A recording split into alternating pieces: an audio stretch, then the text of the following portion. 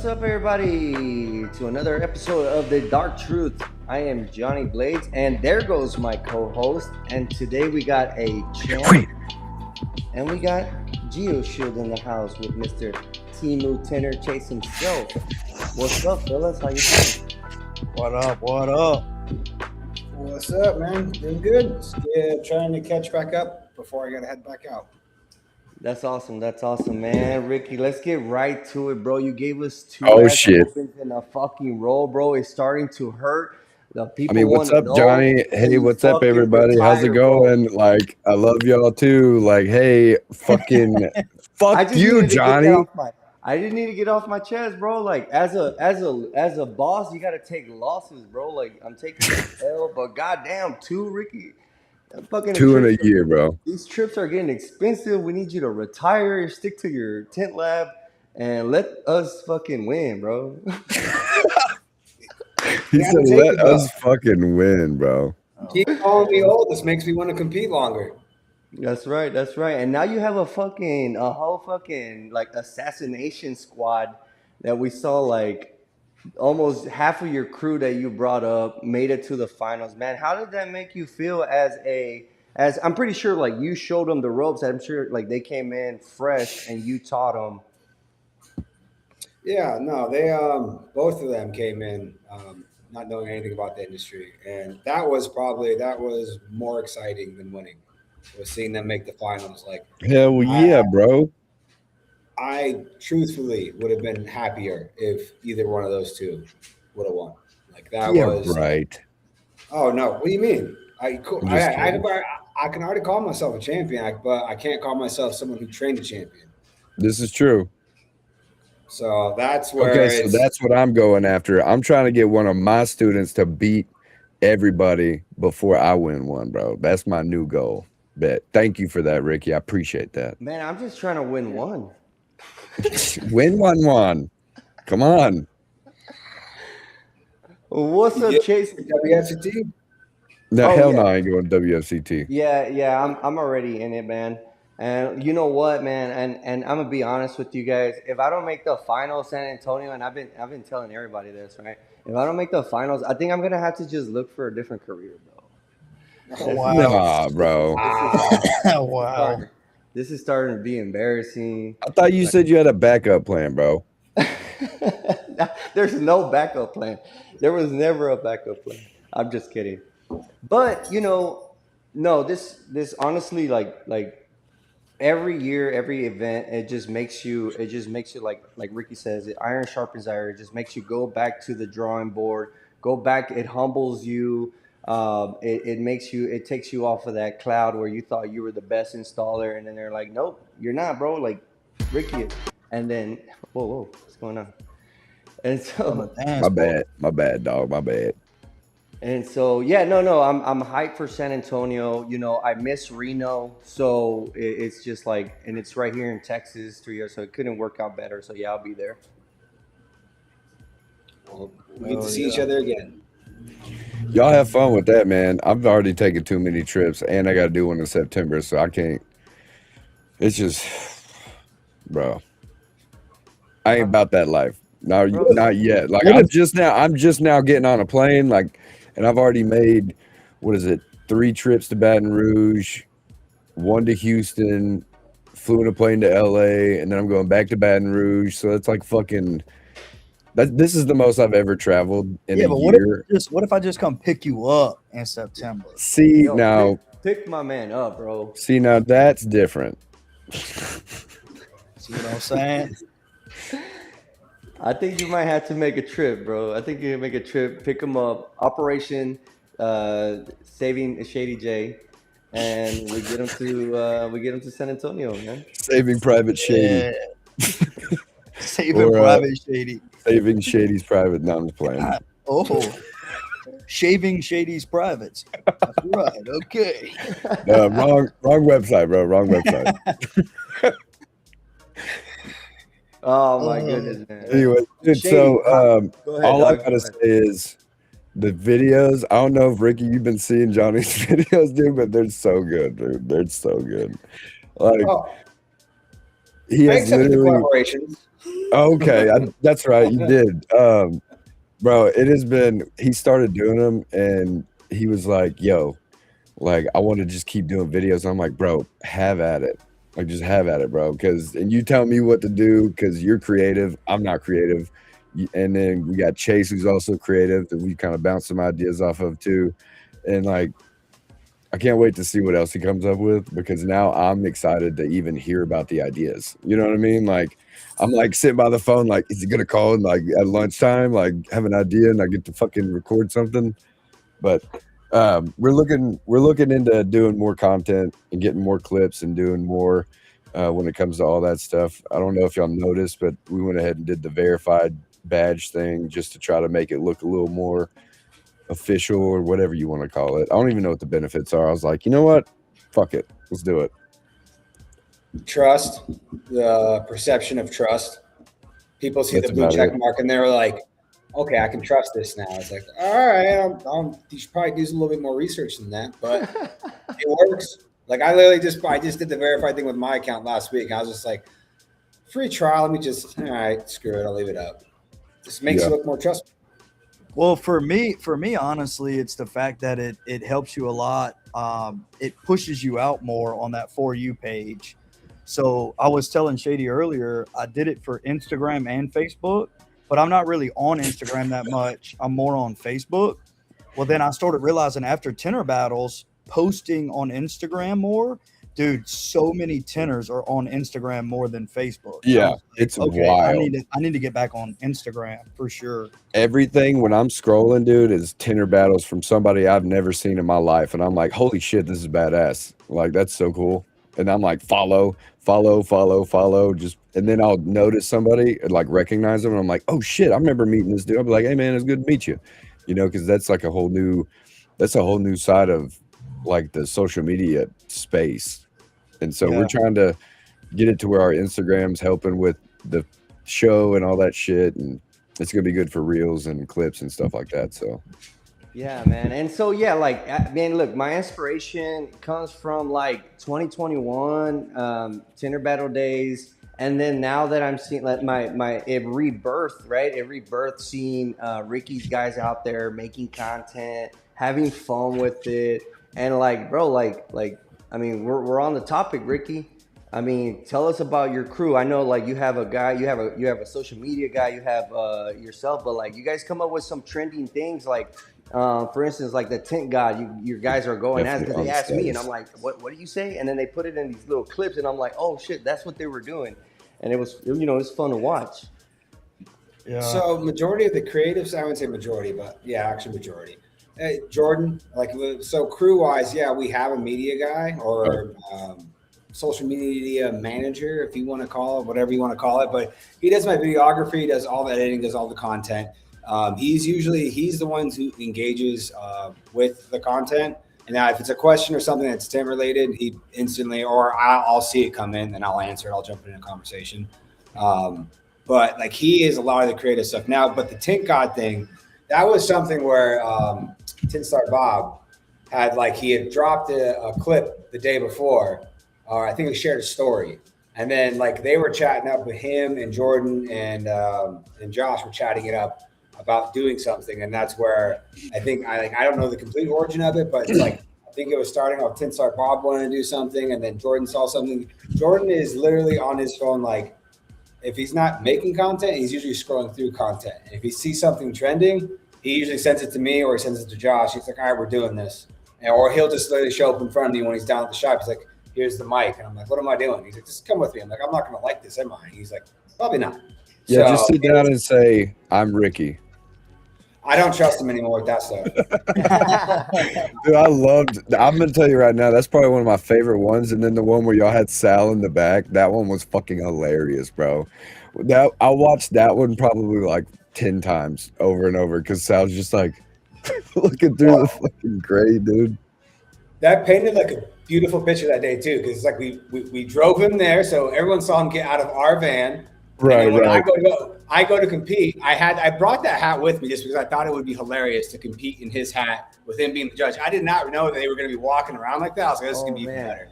And then I come out, Right. I put his hat on. So Yeah. instantly just starting up the conversation, like, oh, what's happening here?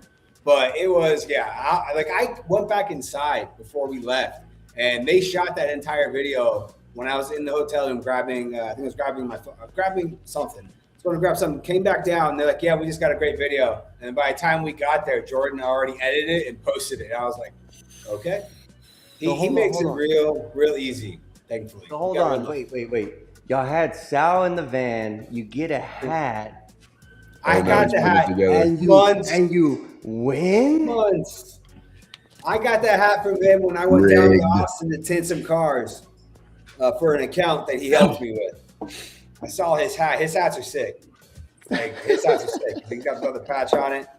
Yeah. So, I knew it was going to stir shit up. So that's why I wore Oh, we're gonna stir it up even more, dude. Sal, I already sent you we're putting the gasoline Sal, on that shit. Sal, if you're watching, if Sal's watching right now, I sent him the link to join so we can ask him if he wants to join. Johnny, bust out the phone and be like, "Hey, fool, where you at?" And be like, "Get on the fucking live." Yeah. We're gonna ask the man himself. We're gonna ask the man himself if this competition was rigged, bro. Controversy. Best part about doing that with Sal is the one person in our industry that not one person will question his integrity. Yeah, no, Sal's the man, bro. That's why it's like, this is going to be so much fun, because it's like any person who tries to question his integrity, he has the entire opposite side of the room going, what are you talking about? What up, Sean T? What up, Cash? Like, I busted his balls for a good 3 hours straight trying to find out if I was in the finals so I could go to sleep earlier, and he didn't break. He did a great job. He didn't break. Damn. My man, you know how many times I wanted to ask him, like, how did I do? But I know, and plus, you gotta have like what I call like competitor morals. You know, you gotta have like that. Like, there's a certain thing you do and you don't do. You know what I mean?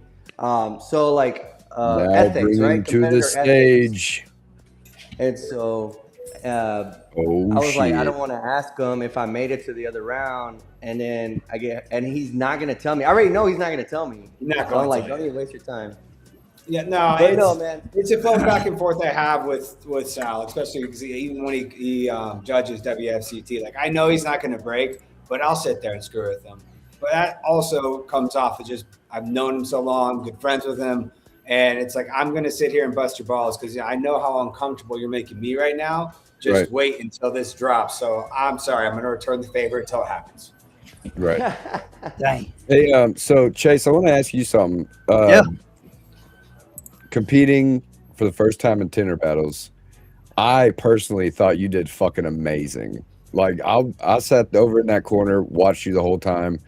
Tell us a little bit about, as a first-time competitor in a stage, especially the biggest one yet. Like, how was that? Like, how did it feel? I want to know that for sure. Well, for those that do know me, like, I've been in this industry for 5 years, you know, but so I'm not new to going to competition, but I'm very new to competing myself. GeoShield allowed me to kind of start stepping more into the ring, especially with having the training academy in Baton Rouge. So first off, just being able to step in the ring with these guys. I mean, Fernan was in my heat. I had Byong in my heat. I had Poppy, Fernan. I had some other big heavy hitters, and dude, on the sidelines, everybody's like, bro, you're stacked in your heat. And I'm like, I know, you know, but to be honest, you know, we had 12 minutes to do a side window, and it really wasn't the nerves that got me. It was more of the fact that, you know, these are guys that I look up to in this industry. Right. I said, I've been in it for 5 years, but you know, all these guys are great. Ricky, Fernan, Sean G, Cash is a good friend of mine. You know, I've been knowing these guys for so long, and now being able to compete with them and against them, it's funny because a lot of these guys have been knowing me for years, but after Tinter Battles and me posting like, hey, I competed, people are like, bro, I thought I was following you on Instagram. I thought I was following you on this or whatever. Right. Like, hey, here I am, you know? And what's crazy is, like, people will see other people that aren't their friends on those social media platforms and just assume that they're already following and shit too. Like, I did that forever with, I think it might have been Sean G, but then he had like with you, he had the max amount of people, and he was like, hold on, I got to delete somebody or some shit. And it's like, well, rest in peace that soul that just got banished into the nether realm, you know? Yeah, exactly. No, but But dude, it feels good, because yeah, like second time actually competing. The first time was at Film Fest, but I put out a great window. Well, I thought it was great. It peeled on the edge, but other than that, no contamination marks, nothing like that. So I feel really good with the window that I produced in 12 minutes. So I'm going to get my redemption at WFCT next week, and I'm very excited nice. about it. So That's awesome, man. Dude, Nice. Hey, watching we you, got the you look boogeyman like himself, bro. dude. Whenever he was doing his window, he literally looked like he was having no nerves whatsoever. And I was like, ah, for the first time being out there, like at that stage, because it was a pretty big fucking crowd, man, and it was pretty loud in there. Like the footage from the YouTube doesn't give the energy level like no, it very doesn't. much. It does not seem the same. I'm like, that is not what it was when we were there.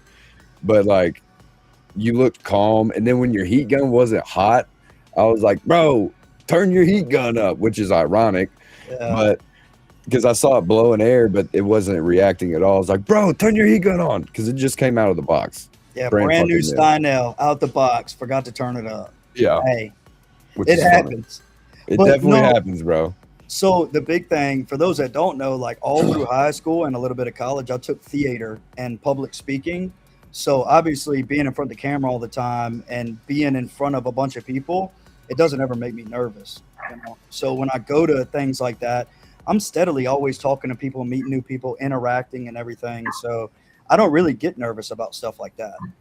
Now, what's funny is somebody had asked me, they're like, how are you going to stay calm? And usually before I do a performance or something, I like to think of a song and I'll just sing it in my head. Dude, the entire time I was performing, I was just, I got a pocket full of sunshine. I got a love and I know that it's all mine. Oh, That's a great song, though, bro, dude. and I'm just, That is. I can see it now, dude. Like how you were holding it and the way you cut that top yeah, edge. I was like, yeah, dude, perfect, yeah. dude. I love that. I Dude, just drink a white Yo, club. man. I just drink a white club. That's it. you just drink some White Claw. No, I no, love it. Ferdinand. Hold What's on. up, Fernan? What's We need a up? proper introduction, bro. We got the boogeyman himself, which this weekend we saw. A boogie, a Boogeyman in the boogie, front. a boogie child. Booger, hey, the Ferdinand. booger picker, bro. The fucking. What's up, dude? What's up? Welcome. How you doing, man? No, How you I feel feeling? good about my performance. I feel like that weekend I didn't have. You know that every competition you need that 0.1% of luck. Yeah, yeah, So no blaming anyone, no blaming my install. It's just that 1% of luck. I was right, like missing it.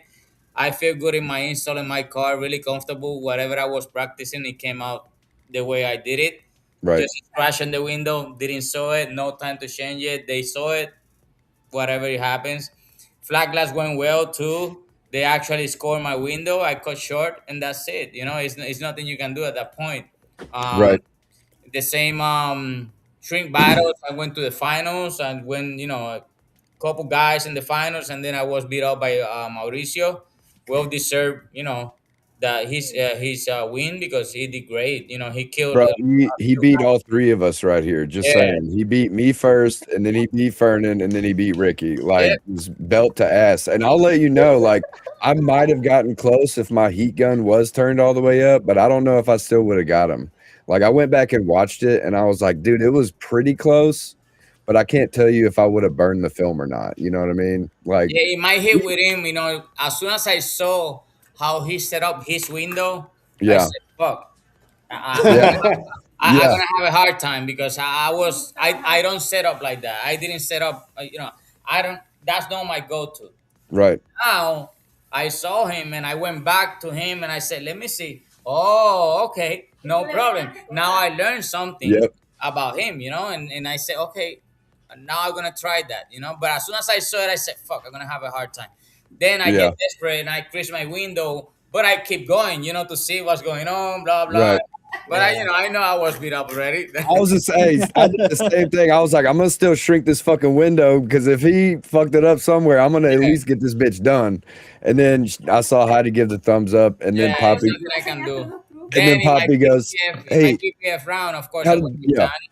and I did whatever I could. You know, I know I was going up against two installer versus one installer and a helper. But my goal was to finish and perform for the guys that I was over there representing PPG. And they saw they was great. You know, they saw me great. They got the videos, they got the views, they got whatever they want. You know, and at the end of the day, you know, it's another day at work. You know, Right. I don't proud of I'm not proud of my install, but listen, I finish it. Exactly. I bring the Yeah. car back. That's it. I That's all think that that's what matters, I man. think that's what I'm most proud about too is you know, there's a lot of people and not gonna lie, I was one of them. I used to watch these competitions and be like, man, 12 minutes, that's a long time. But once you get in there, Oh yeah. you're like, hey, where's my red dot? Where's my squeegee? Where's Yeah. my heat gun? Where's anything? You know? Yep. And I want to say thank you to Fernan because he gave me some advice on my one window install before. I think it was the night before at the dinner. Yeah. He was like, okay, tell me how you do it. I told him. He goes, okay, do it this way instead and try that.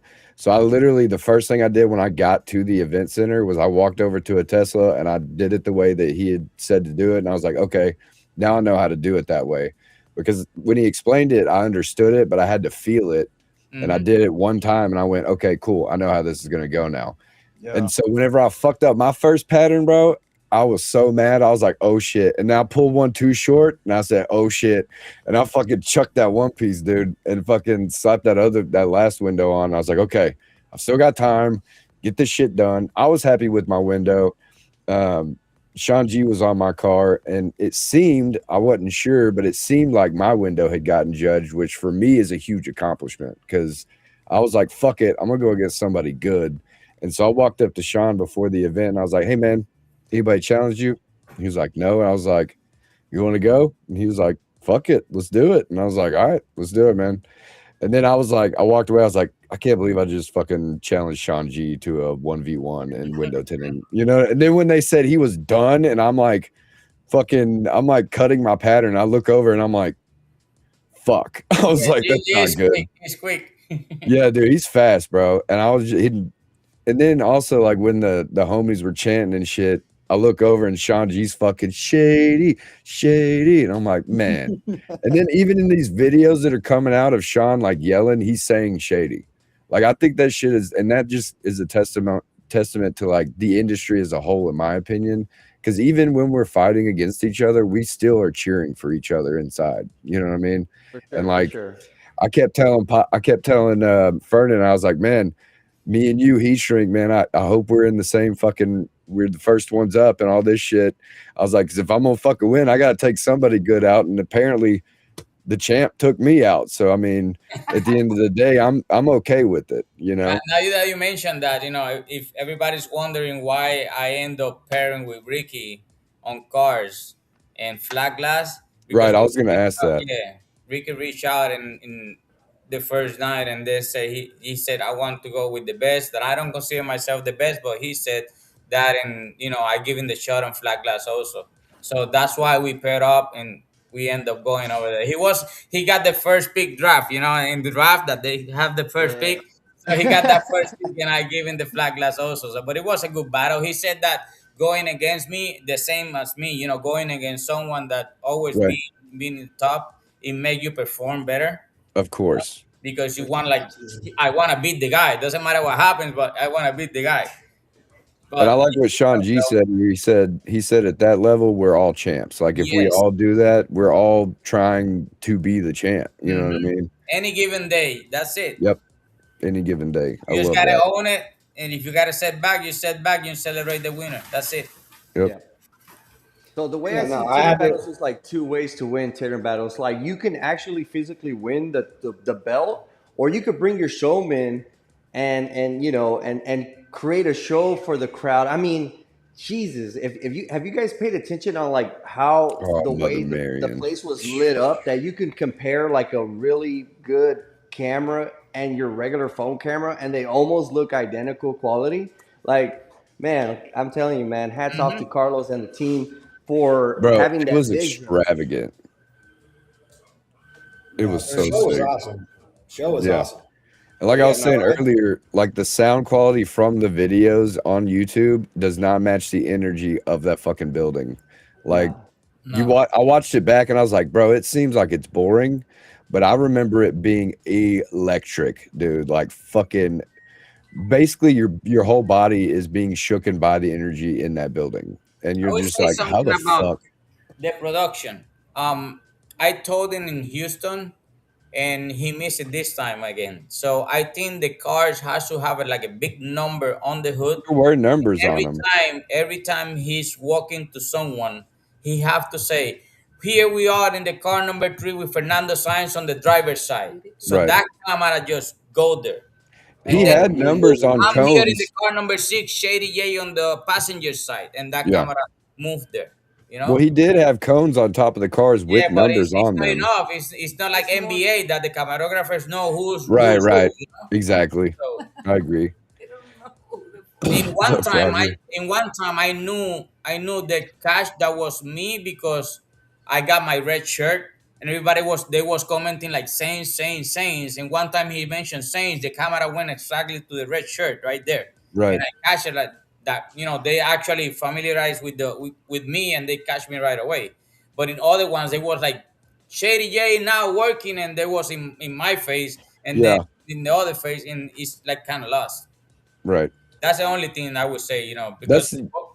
whoever don't know is missing. Right. I agree. He That would almost be the needs only someone. production change. Yeah, it's almost like he needs someone though that actually knows actually the entire lineup. Because my wife kind of said the same thing. She said it was good, but she's like a lot of times he was talking about something, but that's not what it was showing on the screen at the Yeah. time. Which I mean, that's a lot to do all at once, especially with everything they got going on. So but I do see it's getting better. If they had Yeah. one person that would, like you are saying, just sit with a microphone and be like, car 2, camera 1, or like car 3, camera 4, like literally just a camera only person. That's all they worry about is just telling the cameras where to go. I don't know if that was an internal thing with the videographer, like the whole production company that came or not, but either way, like it's besides the production, like being there when you look up on the screen and see shit. I thought that was dope. Like being able to watch from afar and look up there and see somebody working, that's cool. Like you don't see that at very many events, if any, except for Tinter Battles, in my opinion, so far. Like that could be a thing for everything else in the future or whatever. Um, but then also y'all know the commentary. It's always the best. Like it's always just so good, and it's funny at times, and they mess up just like everybody else does, and I like it because they just keep rolling, and introducing Jared into it with his commentary, taking fucking Carly's job, bro. Like, I know, what the bro. fuck, My man? man Carly was just standing there. I was mad, bro. I was like, hold on. Listen, you know how he can fix that of a camera? Just give the camera to Marcos Casola. Yeah, dude, That's just right. make That's Marco right. do all that shit, dude. He's Dude, good with Give, that give the Marco. shit. camera to that guy, and whatever name he mentioned, Ricky Mito, he gonna be right there on his face.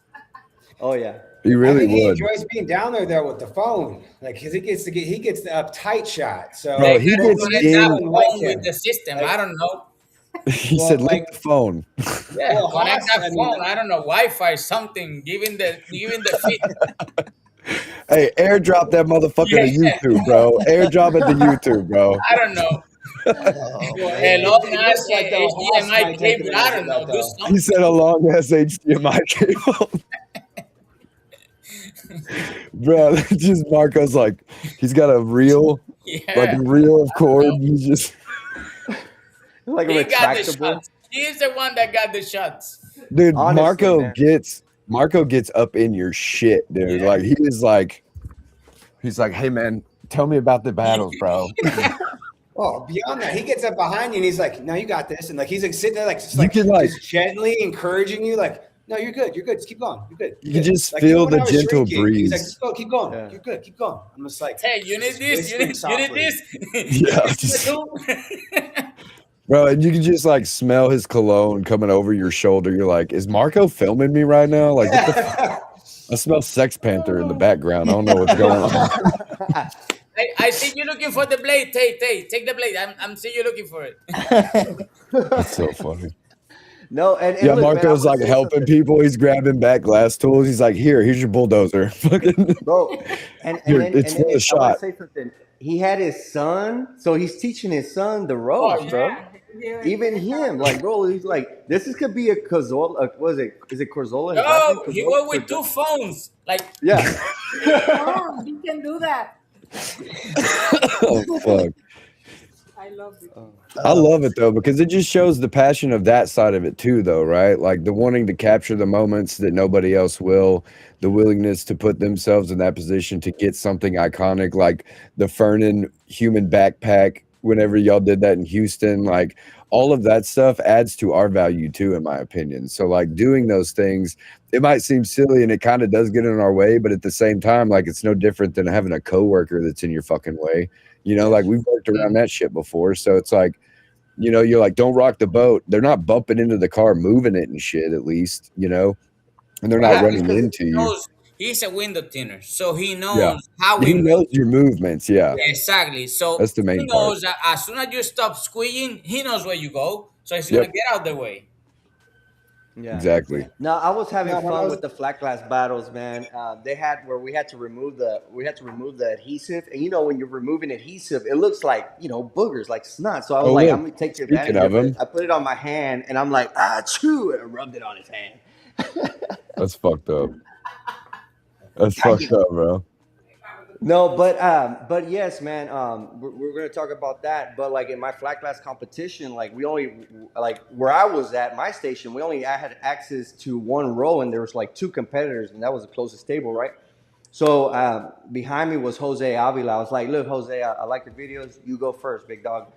Pull your film. When Yeah. you're done, I'll jump on there. But again, man, like that's just where you got to roll with the punches. Like you're in your head because you have a plan. But bro, once I think I messed up a cut. Once I messed up a cut, I started having fun with it. I was like, man, you know what? Let me have fun. I'm over here talking to the people. Like my top edge was clean as hell, but I had to pull it back, and a couple little specks came back with it. So I was like, damn. Did you pull your rubbers? Yeah. Yeah. Okay. So I'm not trying to judge anyone. I saw some people not pull the rubbers, which it's because they're probably used to not pulling rubbers, which I completely understand. But there's like someone who doesn't pull the rubbers in that situation with the rules like that, you don't stand a chance. I have You a just- question. Yeah. Have you ever heard of people V channeling those kind of rubbers? Cutting them? Yeah, I used to. My early Yeah, I was parts about of to my- say absolutely. that's literally the guy that I worked for first. That's how he did every fucking window like that. And once I knew you could remove them, I was like, the fuck was he doing that the whole time for? Like, what the hell? Like, what They the didn't know you fuck? could That remove took them. so long to Hey, do bro, that, dude. come here. I got something to show your dumb ass. Dude, when I saw that, I literally go, what the fuck has he been doing for 25 years? Like, no offense to him or whatever, because he didn't want to pull them, but I'm like, I'm fucking pulling everything, dude. I don't give a shit. I don't think it's necessarily that. It's like he was not doing it and he knew. He probably didn't know. Like, honestly, I always cut mine because that's why I was trained with. That's what my dad showed me. I Yeah. didn't even think that you could pull those out. And then we got Yeah. showed you could pull them out. And I fought it still because, like, no, it's not my way. And then Yeah. after it's like using a film handler. As soon as you start using or doing something in that manner, you're going to be slow as shit to begin with. And then all of a sudden you're going to realize, like, oh, I can cut out all these steps now because there's no fucking rubbers in the way. Like, it's just so much easier. So it might take a little bit more pre and post work, but the in between part goes way faster and it's way cleaner. And like, if you're not pulling those, it's crazy. Like the only time I don't pull them is once a year, WFCT. That's the only time I don't pull my rubbers and I tuck rubbers. Otherwise, I never do. It just doesn't happen. Yeah. I got really good at learning how to V channel that shit, though. I don't know how that just happened, but there we go. My bad. Ricky, when you don't pull the seals, you use a card to cut, or you just cut straight on the. I cut straight on the gasket. Yeah, I will at WFCT. Those rubbers will push in majority of the time, and if they don't, I'll push hard enough with my leading finger, and I just cut right up against it, just so there's enough. So when the rubber snaps back, there's no gap. Yeah, no card. Cards. That's actually my Never my learned go-to move. My Me go-to either. I move, can't ever use the since card you to said cut. that, that's what I'm going with. I'm gonna try to do that method of tucking them in and then trying to tucking them out. If it hurts I me got in a the question. cop, All right, so let me give you a pointer for that. Then don't wet your window. You want to tuck Okay. your rubbers first. You Just want the wet rubber your dry so it actually grabs. If it's wet, Yeah, it's going to it'll slip back out. You know. Man, you heard it first on the Dark Truth podcast with the tips from Ricky Miller, the champ. Just I'm Double giving it check. Go back to WSCT, last year, I'm Born doing to Tint podcast. Hold on. I mentioned it. I'm doing Hold on. flaggers at WSCT, Ricky. Flat? No. Hey, I think Chase had a question. You're not gonna do flag glass WFCT? No, Anyway. I was just wondering why Johnny looked like he on a Motorola Razor right now. Bruh, internet, bro. Oh, I'm trying to get my man a 200-foot Ethernet cable, but he won't accept the gift, bro. Ricky, you got to let him win one so he can afford better Wi-Fi. Yeah, Like I man. told my guys, you got to take it. Listen, dude, I don't get free passes. I used to have the worst service, so here's your chance to get it now, Johnny. I took it. I No, was I'll getting made take it. fun of I'll take it. for As years. long as my audio, Johnny is As long as hiding the behind audio- the shades. Tú tienes una, mira. Johnny's hiding behind the shades. Yeah, I got one. Someone gave me this, really special. Ooh, bro, them Oh. bitches is fire, bro. Them Hey, bitches Big is Daddy. fire, bro. So Johnny, when you go, you had like a not too good weekend, then you. Bro, yeah. Oh man. Oh my god, that's so We funny. had a good weekend, but not too good, So It was a great weekend. No, Hey, them this is bloggers. just this is to hide my swollen eyes from crying all weekend. yeah. Oh, God. Dog. Hey man, dude, at least you didn't fucking not turn your heat gun up, bro. Like I'm still beating myself up over that shit. When Poppy goes, "Hey, you didn't turn your heat gun all the way up," I went, Bro, the next time I bring heat guns, I'm not bringing those damn Stein nails out the box. I was like, dude, you gotta be shitting me. I was like, so it wasn't that he just beat me, it was I forgot to do something too. That's even worse. I was like, that's doubling down, dude. But I'm just happy I made it to the finals. That's fucking dope, man. I was happy with it. So, and I got my window judged. So I'm happy. I'm just happy to won a bet compete. outside the fence. I won a bet because my window was not an X. So Right. You're flat. Man, Michelle said doing the sad boy walk. You've been doing this since you got off the plane, ain't you? Oh, damn. Oh fuck, we lost his audio. Oh, we lost him. Or he's messing with us. I don't Turn know the how mic y'all on. I don't know how y'all feel either, but so the first Tinter Battles I went to was Amelia Island. And after that, I did not think anything was gonna top Amelia I swear, dude. That was a That great was- one. my That first was Amelia. So after Amelia, we had what was the next? Orlando to me was Orlando. It was all right. Orlando to me was all right. To me though, because I worked the booth most of the time, it was hot. It Oh, was it was so hot, bro. booth. But going to LA, I was like, okay, let's see how this one's gonna be. And to be honest, from my perspective, LA blew Amelia Island out the water. Yeah, it really did. I'm on the opposite side. I will tell you why. My first competition ever was Amelia Island. And then I went to every Tinter Battles competition. I think in second place you got Houston. It was small, but everybody was It was staying. very intimate. It was Yeah. intimate. Everybody was staying in the same place. Yeah. So this one was bigger in production and looks better, more people, more engagement. But as soon as you get out, you finish, you jump in your car, you go to a hotel. It's like, okay, now what? You have to take your tools, put it in your car, go to the hotel, and then you go to the lobby. Probably nobody there. I don't know. It's that kind of thing that you have to jump in a car and leave, and then come back the next day with the tools. It's kind of like $23 Uber every ride. that. And Houston was everything like it was more smaller, but it was like everybody was there, like in the same spot. Yeah. I didn't like bumping into people in Houston. That's 'cause it that's was the way I too see tight. it. Like it was super tight in Houston. it Like was I hated. I really love it a lot. I really like it a lot. I loved it too. I just didn't like having to like go like this through people. You know what I mean? But other than that, like it was a great. That was. I'm gonna say it goes for me. It goes L.A., Houston, then Amelia Island as well because like it's just.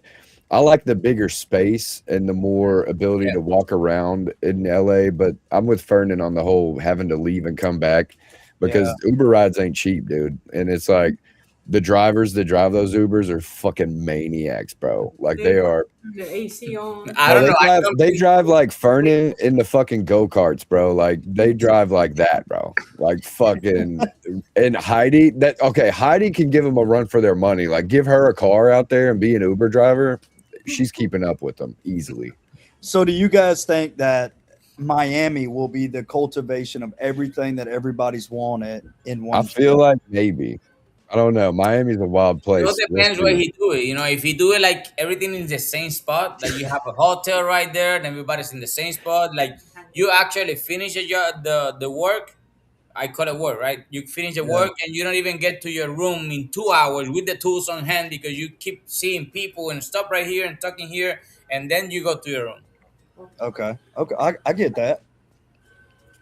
It's probably gonna. I mean, I think it's always gonna get better. I still think that there's so much room and opportunity for this to grow in so many different directions that it's. I mean, from my first experience was Wiz Castle, that's what made me like. After that, like I think I texted Carlos. I think the next day I was like, whatever you need, I'm in. Like this is like I understand this now. I get it, especially with the content. As the content started coming out and going viral, I was like, oh, I can make money off that. Like that makes sense. That's going to help my brand, push my brand out. So I was like, dude, anything you need at any time, do not hesitate to reach out to me. I'm in. Houston was awesome because how intimate, and yes, getting to the hotel. LA was bitching because how big it was. If you can mash those two together, that would be epic. 100%. What's up, Sal? Everybody, welcome in. The judge is here. Oh Mr. shit, Judgy. everybody. Why y'all go silent? Oh, because you're a little delayed. Because we can get arrested. I don't have bail money. Damn it. Can't hear Johnny at all. Johnny, turn your mic. Johnny, Johnny's he's trying to talk trying to do so something bad. with his Nokia. He had Nokia. Jesus. I think Johnny's on mute. He don't see it. We can't hear you, Johnny.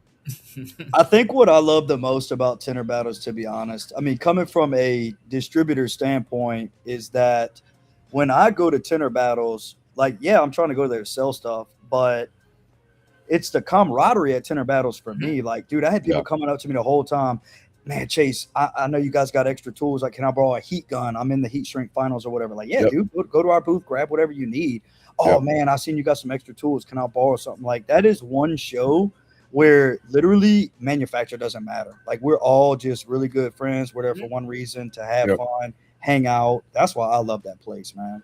I haven't heard one person be like, "No, you can't use my shit." Yeah, ever. To be honest, I used Marco's heat gun. Marco's heat gun was what I used the entire time. And like he posted a story about a brand new heat. Like he's like, I got a brand new one. Like he posted it on story. Like, I'm coming for you, Austin. I texted him. I was like, can I borrow that? Like I was gonna buy one and I didn't buy it. We can hear you. So yeah, he let me borrow it the whole time. That's I was awesome, hoping to win something with it, because then I could be like, here's your championship heat gun, buddy. Yeah, I would have kept it. I would have been like, this is mine now. I'd be like, this is mine now. I signed it. I took it and signed it. Yeah,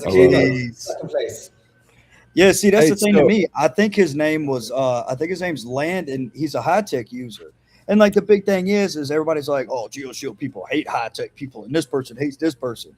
Bro, like that is far from the truth, man. That's the furthest thing from the truth. Furthest thing from the truth ever. I was hitting Mauricio up on Facebook DMs earlier. Like, we're all friends at the end of the day. Mauricio hit me up after I did my first training with GeoShield. He was like, dude, saw you went to GeoShield and did some training, man. Congrats. And I was like, fuck. And I even told him, I was like, hey, if you ever need me, dude, just holler. I'll come help you. And I was like, I'm not like fucking contracted or anything. I'm just kind of a sub, you know. I just come down there when they need me. And, you know, I'm like a freelance trainer, I guess, now in a sort. But like that kind of shit right there, like Landon's in the chat right now. Sean G fucking apparently burned his hands, and also Landon had asked if they could use the vehicle that we were using to practice on, and he came up to you and asked, and you were like, "Fuck no," and he was like, "What?" And you were like, "No, I'm kidding." I was like, "Fuck no, no, dude, I'm just joking." He looked dead ass serious too. I was like, "Oh shit!" I was like, "I bet." That's Also, funny. because you got all that atmospheres on the show, like everything, everything is like friendship and stuff. You got Yeah. guys like they are not shy to ask you things. Yeah, Was exactly. stuff like Everybody's more so much willing to ask time. too. Oh, Fernando, I can you give me a tip? I say, where you got, where you struggling? What do you need to know? Yep. And like I do like a small interview before I say, because it's a lot of things that I can help you with.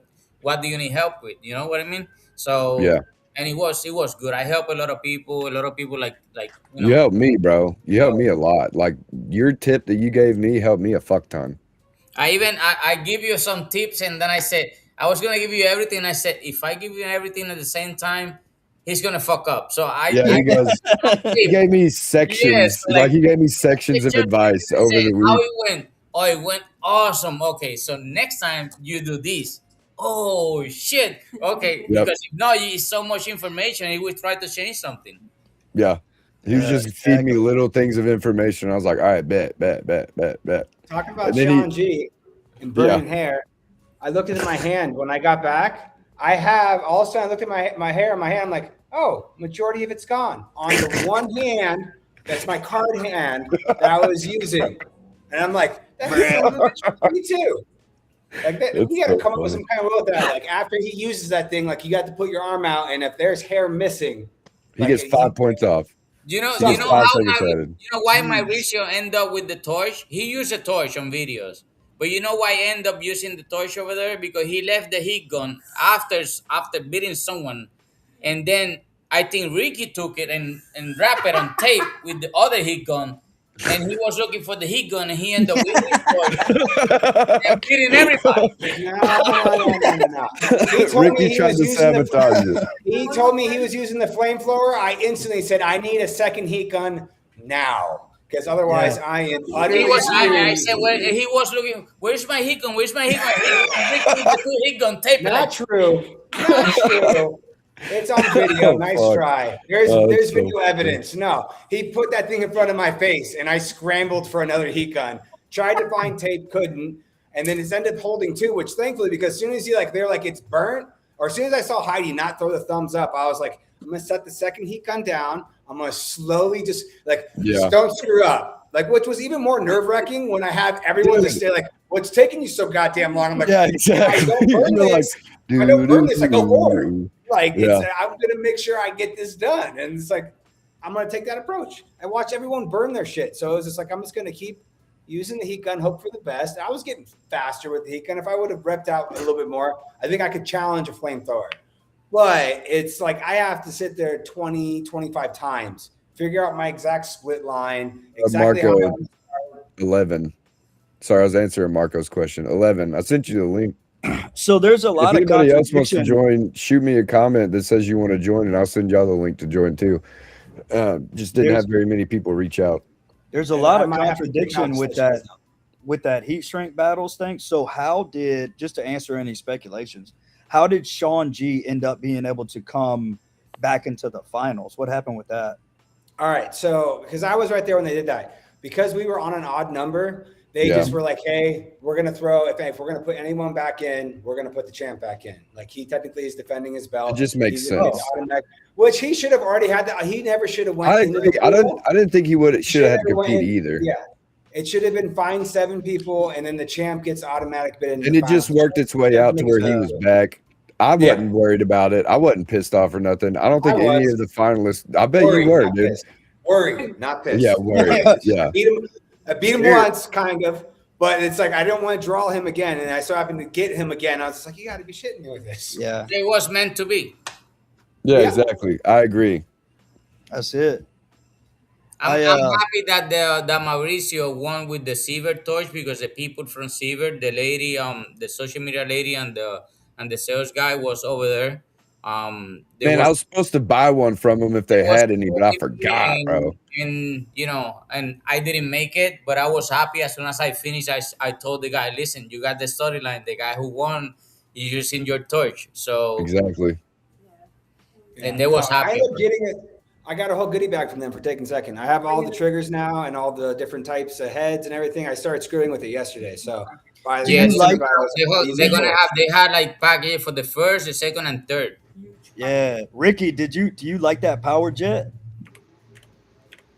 Which one is that? I only put the two hot air ones on yesterday. So the hot air, but the gray one that you showed earlier, that's the power jet series. That motherfucker throws some heat. Yeah, but Dude. what happens Yeah, is I love that one. I they're use gonna both have of them. I like them. they're gonna have a package going out to the first, the second, and third, and there was they take things out to make it smaller, right? But I Yeah. mean the power jet, it was the first edition of the silver torches in the interchangeable tips. So they came out with the Pro 9, and now they have a new version of the Pro 9. So Yeah, I I heard think that one's not that great. don't take my word, but I think the first one is gonna the first place is gonna receive every package from the first generation to the all generations with all the tips, and then going down and down. So I like a lot the power jet because the way the trigger is yeah, just so simple and and lightweight, but it's already discontinued, so they don't sell it no more. They only have Fuck. whatever they have in That's the stock. one I fucking lost, bro. Yeah. hey, It's that's the why I'm glad I TSA. got Fuck. 3 of them. You want me to send you one? I'll send you one, bro. I'll be there in September, bro. Just hold on to it for me. All right, I got I'll you. bring you a box of Rice Krispie treats, bro. Yeah, Hey, the that's a red Pro one? 9, Yeah, Ricky. this thing. So they Yeah, have a this new thing's Pro pretty 9. badass. They It's the have a best different one. tip. The standard tip is something is involved in some type of cooling thing or something. Yeah, you had the other one, Ricky. That's the one I like. Let me see your other. Yes, Yeah, that that's the one is a power power jet. jet. That's the bad one right there. That's the first generation of them. A Ricky le alegró el paquete. Yeah. We're just over here playing with torches and shit. What's up, Sal? What's good, bro? Hey man, what y'all doing? No, just chopping it up, bro. Let's hear from the judge, man. Let's hear about how Ricky captured you. He wore your hat. Y'all showed up together. He ends up winning. All that shit, That's all it man. took, Sal. Right That's before All you all it do it took that, took, was a bro. ride, brother. I could have gave you a ride. right before you do that, Sal, though, I'm gonna dip out, guys. I gotta take off. All right, Thanks for Ricky. having me Oh, on. now I'll you're be. leaving. Now he's I gotta leaving go hop too. in my Yeah, car. very You know what? I'll hop out of convenient. my car. All Now right, you're all leaving. Yeah, right. And now very you're scared because Sal is gonna They're talk, convenient. all right? questioning your integrity, Sal. Tell them all to kiss your ass. Tell every single one of them to kiss your ass. They're questioning your integrity right now. What was that, You Ricky? never have. Oh, Damn, he gone. I'm just kidding. I'm just kidding. I'm just Oh, look, kidding. he's back. Oh, he left. We're just busting balls, so What up, Ricky knows Sean? that. Yo, yo. That's the man right there. Tell us, Sal, how hard was this judge, I man? want to How know hard how was hard your the job judging this was for weekend? sure. Well, it's ultra difficult because they're asking for a lot in a really short time, and you can't speed through one and not speed through the other. You know what I'm saying? You can't give a lot of attention to one and then give less attention to another. Yeah. So I tried to make it where you use the same amount of time for everybody and make sure that nobody gets cut short and that you don't rush through anybody, that everybody gets the same amount of time and that no one person got extra, that you're extra hard on. You know what I'm saying? Try to be equal through the board and making sure that everybody gets fair judgment the way I would want it if I was competing. That's kind of how I take it. Hey, Sal, I have a question. What heat in the flat glass competition was the toughest one to judge that you could remember? I would say I'm not sure if I would say the second or third. The second or third, there was a frame that had two windows that were both unsellable, like not realistically sellable if we were trying to sell it, and then there was another frame that had windows that were really nice. So we had to kind of make a decision to cut two people on the same frame and not do elimination there, and to not cut two on this other frame. You know what I'm saying? So that was the harder one. So what was wrong? The frames are messed up? No, nothing was wrong. You had two competitors on the same frame, and it was supposed to be eliminations, but they both laid a window that wasn't realistically, you couldn't sell to somebody. You know what I'm So saying? it ended up being a double elimination. Gotcha. Yes, they both were not good enough, while another frame had two windows that were awesome. So Which makes sense, yeah. couldn't eliminate one, and we had to score both. And Yeah, basically, yeah. the scores, the highest 8 are the ones that win. Gotcha. I think in our Nice, frame was one nice. of those cases. Yes, yes. You and Ricky both got a score because they were both good, and they both got their judging. But another frame on That's your badass. another frame on yours, we cut them both. You know, and Damn. Double X. double X. And for Dos instance, X's. we had one So, that. Go so ahead. sorry. But did the elimination make it easier for the judging? Definitely. If you had one guy clearly better Okay. than the other, then you only have to do one score, and the other one that got an X doesn't take any judging time at I'll all. be right back.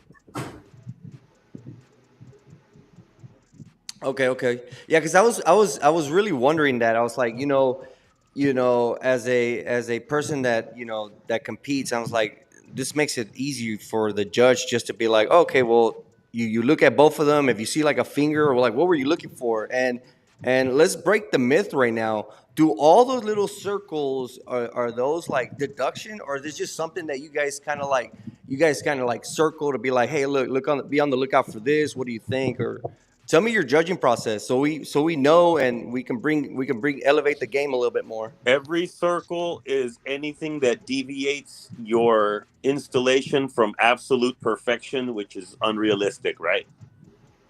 And I circle the stupidest things that if a customer was pointing out to you, you would tell them to buzz off. Unrealistic, right? But I have to find as many flaws from perfection as possible from everybody. And I know where y'all like to hide them. So I can kind of decipher, and I can take some angles, the stuff that's ridiculous, right? You wouldn't tolerate a customer on one knee looking up at the sky with a light. But here it's like, hey, that's a speck. Is it a scratch? Is it glue? Some of y'all left glue. Some of y'all, you know what I mean? So Yeah, at that level, you have to be picky as hell because you have to create division because the skill level is so high to where you Right. have to be that fucking customer that none of us likes to be able Exactly. to judge the competition because otherwise you'll end up with fucking ties all day long. Yeah, dude. and I have a question that I got asked a lot. If you tinted your window amazingly, but you didn't put your seals back in, did you finish? No. Nope. If you take it off, you didn't put it back, you don't finish. Yep. That's all y'all agree. All 6 of y'all. Yes. Yep. 100%. It's got to be customer ready. If That it right, was, squad. listen, it's two scenarios. If it was off and you tinted, it was off. I don't have to do it. But if Exactly. you I take agree it with that off, too. you have to put it back. Yep. Yeah. Agreed. So that was part of it. I felt like there was a couple windows that were near perfect. The Marco, seal, where you at? I just sent you the link, dude. They don't have the seals on. right. So I felt like even though it was beautiful, it's almost perfect. There's no seal. The guy on the other side, he finished. He has all the seals in. Who do I score? The Yeah. one that was complete. Exactly. And that's what happened. Good. You come to a house to do 3 windows, you cannot do 2 windows and leave. It's unfinished work. Marco, I sent it to you in That's the true. messenger. So Moving on to the finals, like how did you see more contamination because of the orange chalk that Carlos threw on all the paint, man? Was that one easier to judge because there was probably like 100 contamination in the class? you know where right there, the guys that have been doing this a long time, they know a different way to wipe. A different way to handle that contaminated thing is a little different. So the And guys how is that? well, some guys soaked it and waited. Other guys flushed. Another guy decided to use a paintbrush and brush it dry, and that made a cloud all around it. Yeah, that's a horrible idea. So the guys with the experience, like, hey, I don't care about the water, right? Flush it, wipe it. Hell yeah. And then the hands that you use to just wipe, you don't go touch film now. No. So those little things of experience, man. Right.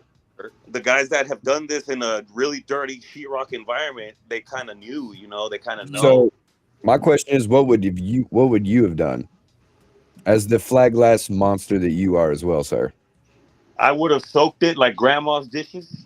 Hell yeah. I would have soaked it, and I would have waited a minute like grandma's dishes, and then I would have took um, like a one-handed paper towel wipe where all of those are going straight trash, white garbage, Yep. before I even took a blade to it. And after it was soaked with that, I would have started with a blade, double squeegee, and vámonos, double wipe everything Yeah. until I didn't see orange.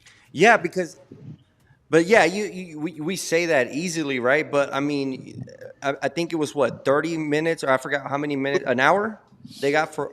Johnny, you took out Chris Garcia boat? I didn't know that. Yeah, that's why I'm wearing his hat, bro, like an Aztec warrior, bro.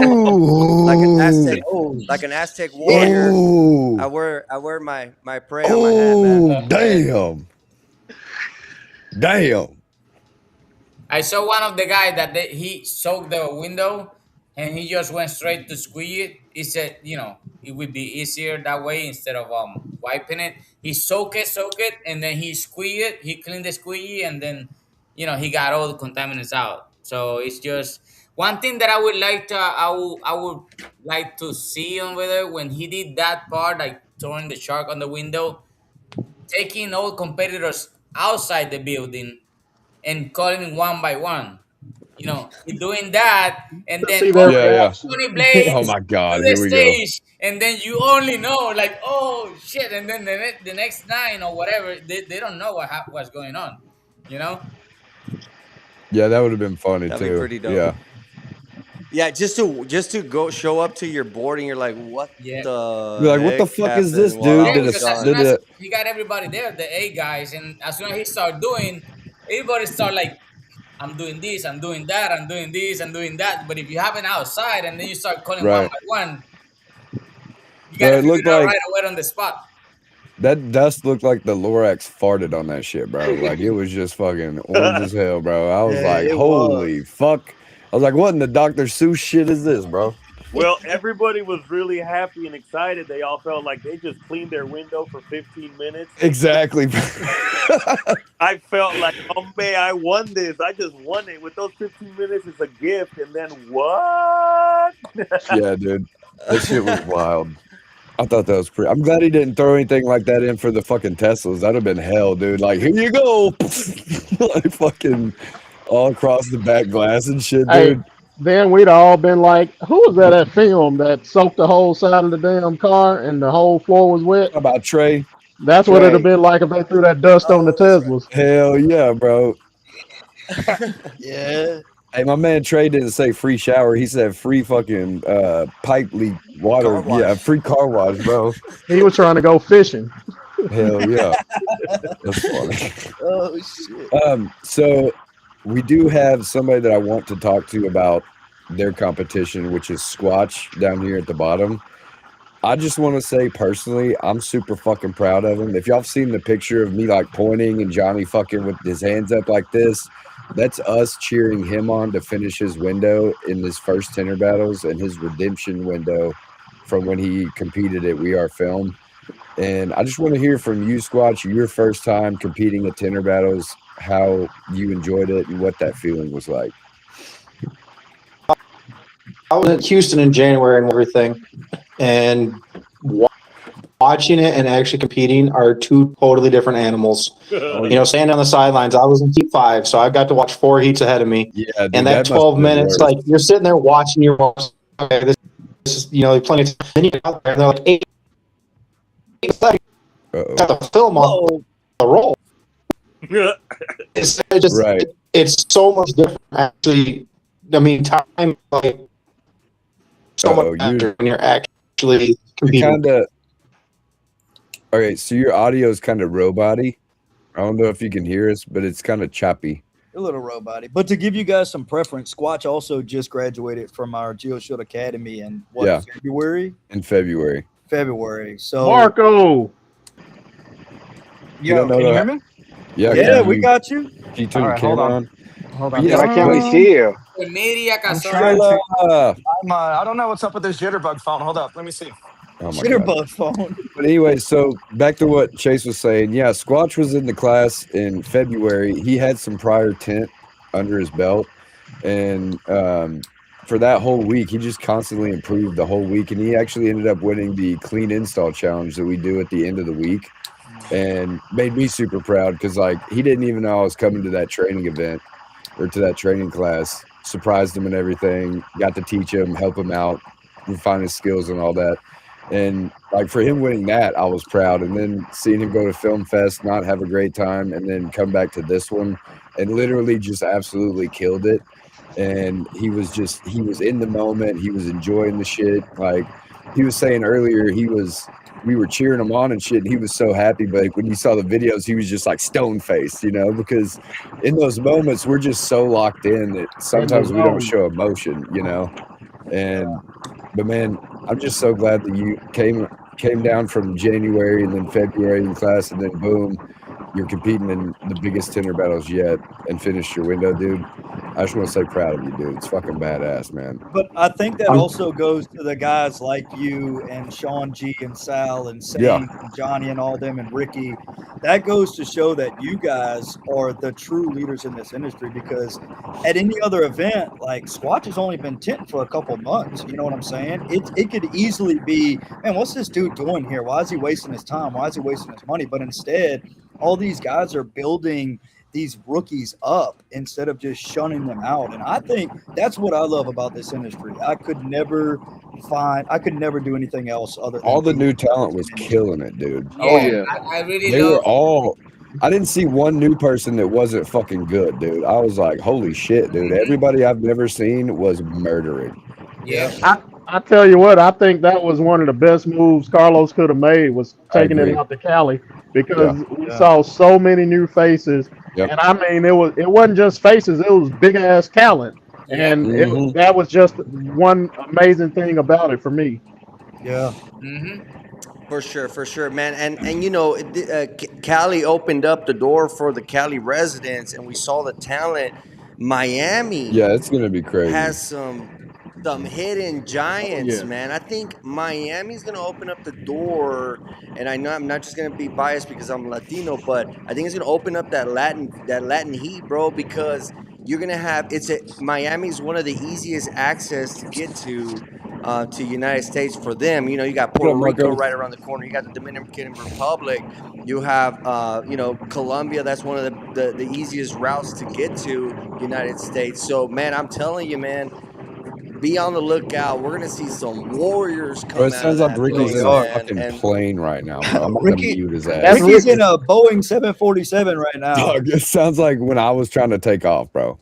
Oh, by the way, I just seen Roberta comment.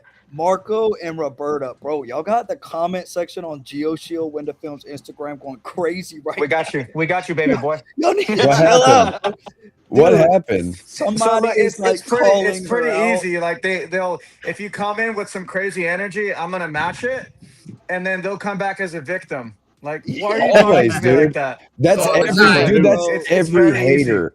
All That's the every time. hater ever, bro. That's What why they I don't love. understand is that when people comment negatively, it pushes the video out. So I welcome it. Like, I'm used to it. I don't That's really why care. you have to wear the hater blockers. Hey, The hater blockers. Hater Hey. navigator. Hater navigator. I I'm love it. legally blind, so I just Dude, same. I got context. I love that. I love I'm just that. wearing contacts. So I Hey, can just send them on my way. I'll burn them. Hey, yeah, watch your wrist, bro. Watch your wrist with Sean G around, bro. Shit.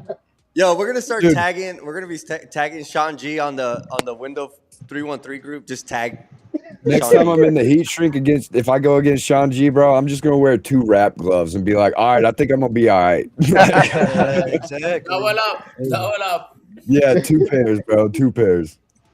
And some Hey, fucking Marcos, wrist now that we have bands you and on shit. here, bro. Yes, sir. I love your poker glasses, Now that we have you on Johnny. your- God, I think- dog. Oh, he's I think hiding we're behind gonna- I those think we're gonna- shades. He's been crying too long. I'm telling you, it's from all the. Now, Oh, that's shit. Johnny Oh, shaking shit. blades. No, I think we're gonna rename you, Marco, To what? from film trainer to filmmaker, Yeah, bro. dude. Because the Yeah. way you were handling out on the field, man, you were really coming in clutch, man, and awesome, man. And I know you take a little bit of credit for the videos that you posted, for the Tinter Battles. I mean, I don't know who picked the Biggie song, but if you go back to that post and you just hit the audio and just like start scrolling, it looks, I'm saying, I said it in the comments, but it looks like the end of a movie, and it's just like, oh my god, I'm just like Yeah. scrolling and you hear Biggie in Yes, the sir. background. It's I definitely perfect. picked that Shit. song for a Perfect. reason, for sure. It Oh was yeah. it's Marco, badass, we man. already Nice. voted Yeah. already. Before you came in, we already voted that next time you have to have the phone sync with, I don't know, AirDrop, Wi-Fi, I don't know, long ass HDMI Bluetooth. cable, camera You're on gonna be the hand. live feed. Yeah. You Yes. gotta Yeah. have the camera on hand when Carlos is talking about someone. So everybody Yeah. knows, like, is this guy when he's Or talking to. or just give him one of those fucking mics that talks to the production team, and as he's walking around, he'd be like, "Car 4, passenger side," and then You they'll know just what? switch to it. We definitely tried that. It just wasn't working out. So whatever, this is how the camera works. So wherever the commentary is, that's where I go. So that's why you see me running around like a madman. That's why we need you to have a Yeah, live but that's camera. why we need you with the camera on hand. Oh, I got you. We So like need a all the separate, other separate cameras. camera. When he was talking Yeah. about Yes, dude, someone, completely the camera separate. was in the other guy.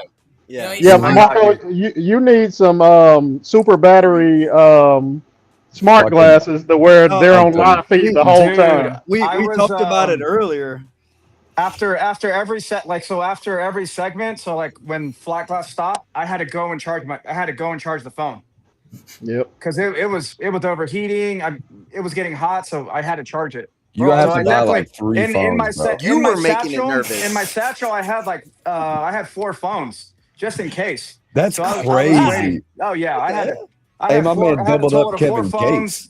I had I That's had 2 it. We sets of gotta call Apple. We microphones. need a sponsorship.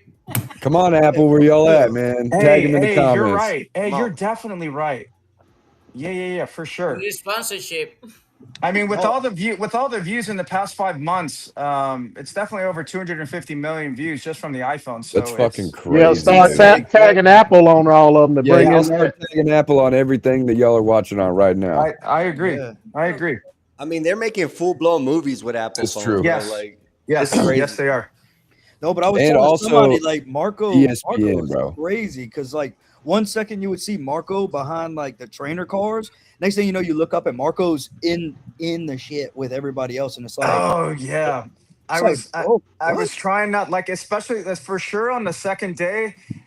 During the breaks, I was using my other phone while the other one charged because I wanted to get content of outside of the arena, because I Yeah. definitely felt on day one I missed out a bunch. So I did my best, man. But No, right This now was it's this no was big, a Marco. different big challenge. props. Right now it's Yeah, no big You props. Marco. killed it. It's Marcos. Now he's like the Gremlins, and now he got his little guy Yeah. running around with. Hold on. I got something for you. Hold on. Let's see it. Pull it up. Oh, my phone died. Weird. Oh, damn, bro. Oh, Oh, You Put he it. soft looked at ass. Hold on. Back up. Hold on. Put it on the charger, bro. You ain't got Put it it all on on the the cloud, bro. Yeah, It is. I exactly. definitely bro, do. how much you pay for the cloud, man? With I all the have pictures that you I take, have how a much two are you millions. I paying a have a month? 2 terabyte cloud. Yeah, I damn. had I to. mean, me Dang, too. it's full already. I definitely It's already had to. full. They wouldn't sell me any more cloud because you bought all that shit, Marco. I Hell know. yeah, bro. Hey, he got all the clouds, bro. Like, Yo, Steve Jobs is up there in the Bro, cloud just getting Marco, upset, hitting the Listen, air. Why is all of a Marco sudden taking I out got my Marco iCloud? got a whole my data one center for terabyte all of a himself. sudden says you are running out of storage. I say why? Serious. I can't find the meme, but when I find it, I'll send it. It'll do be it. funny. Put it in the group. Yeah. Post it in the group. No, but Dude, it was awesome to see the California. Like I was telling Carlos, I was like, you don't understand the level of installers in California. dude, They they're just so operate. They good. operate at a different level. They're just different. And They were all I think the so whole good. world definitely noticed that. Mhm.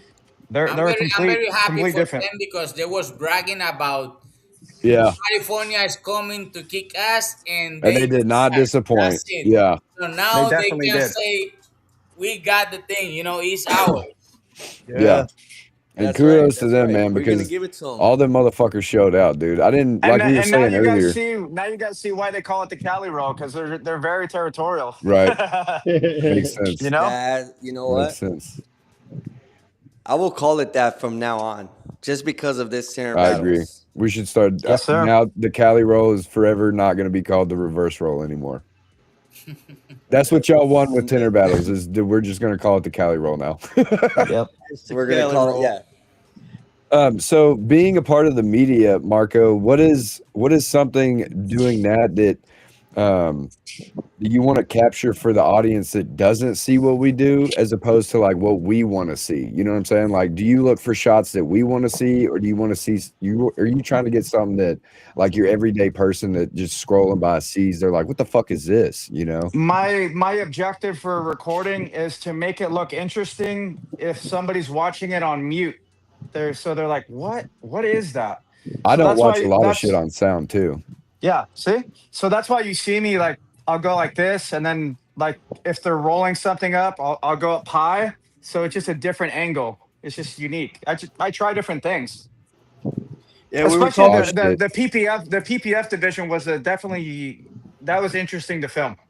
Especially when they were doing the front bumper, because you can't really see what they're doing. So that's why you see me zoom in really tight or whatever they were doing. I try to get a different angle to make it look interesting. I haven't reviewed too much of the PPF content, but we'll see.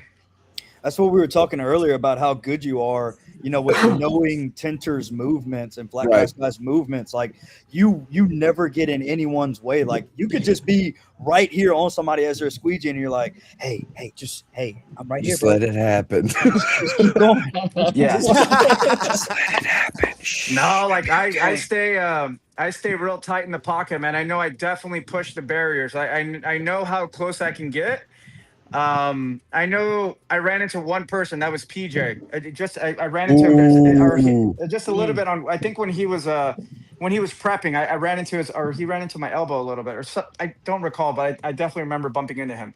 But it was no big deal. I love it. It's So, interesting, Pete says. but yeah, that's the difference with someone from the industry that knows what they're filming and someone that doesn't know. Right. So like I can track 100%. really quick what the next move is. Yeah. Yeah. Especially being a trainer. for like sure, being man. a trainer, you Yeah. automatically know. Like you're like, okay, Yeah. next step is this. Let me Yep. get the fuck over here. He's gonna be doing this, so I can get this angle on that, you know, stuff like that. Being down there getting all that footage, just can you give us an idea of like what the energy in that room felt like compared to previous Tinter battles that you've been a part of? This one felt more intense. Like everyone seemed Like skill wise, or like skill wise and intention. I could see that these guys were really trying hard.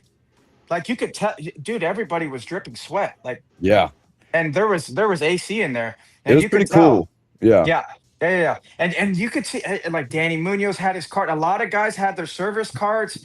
You didn't see that I didn't see that in Houston. Right. You know, There was a little these more guys- room. Well, they There's were a little home. more room They were too, home. though. They didn't have to get on you a know, plane. believe it or not, when me and Carlos first toured that movie studio, when we walked in, we were like, how the hell are we gonna fill this place up? And then at the day before, it was just like, dang, it's kind of small. It's kind of tight. So no, but it definitely worked out good. It worked out really well. Oh yeah. Everyone seemed to have a really good time. I love filming everybody, man. I really loved it. I can't wait for all the content to come out. Did you get it? I gotta ask you, did you get a good video of me holding up the fucking shiny knife? I did, and I did zoom in. I did zoom in on it a little bit too. And I think Carlos said, He when you're mentioned filming it. so much, Yeah. it's kind of hard to remember everything. Yeah, 'cause he it's talked about it. So I wanted to if make sure if that he you talked got a about good it, I video. definitely zoomed in. Oh, Okay. and you know what? I got this epic moment when Johnny Blades. This is Maximus Prime. What's up, Maximus? Oh, he can't. Mr. Jordan said hi, Maximus Prime. What's up, man? He's like, what up, yo? Hey, what's up, future Tinter? That's right. They said, "What's up, little Future Maximus prodigy, Prime?" bro. Yeah. I got this epic moment. I'll find it. Johnny Blaze was squeegeeing, and then at the reflection of the tint, you could see Shady Jason. Come on, Johnny. Come on, Johnny. Come Oh, on, Johnny. Oh, Oh, hell shit, I yeah. got that. bro. Oh, Hell yeah. it was That's perfect. what I'm talking I was about, just like, bro. I was like, okay, perfect. This is a moment. I loved it. That's what it's So about, I man. zoomed in. I zoomed in real tight. Like I got really tight framing on the reflection, so you could see Hell Johnny yeah. squeegeeing and Shady J, which is like, come on, Johnny, and you were like looking. I was like, oh, Dude, that's gave the me shit right goosebumps right there. now. That makes But me. Nah, man, That's my that's favorite awesome. part Thank about you, this Marco. shit now. Yeah, yes, thank sir. you. That's Yep.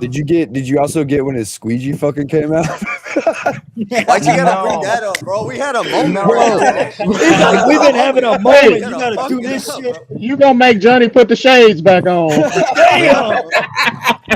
Wait, I see a tear rolling down his face right now. Shit.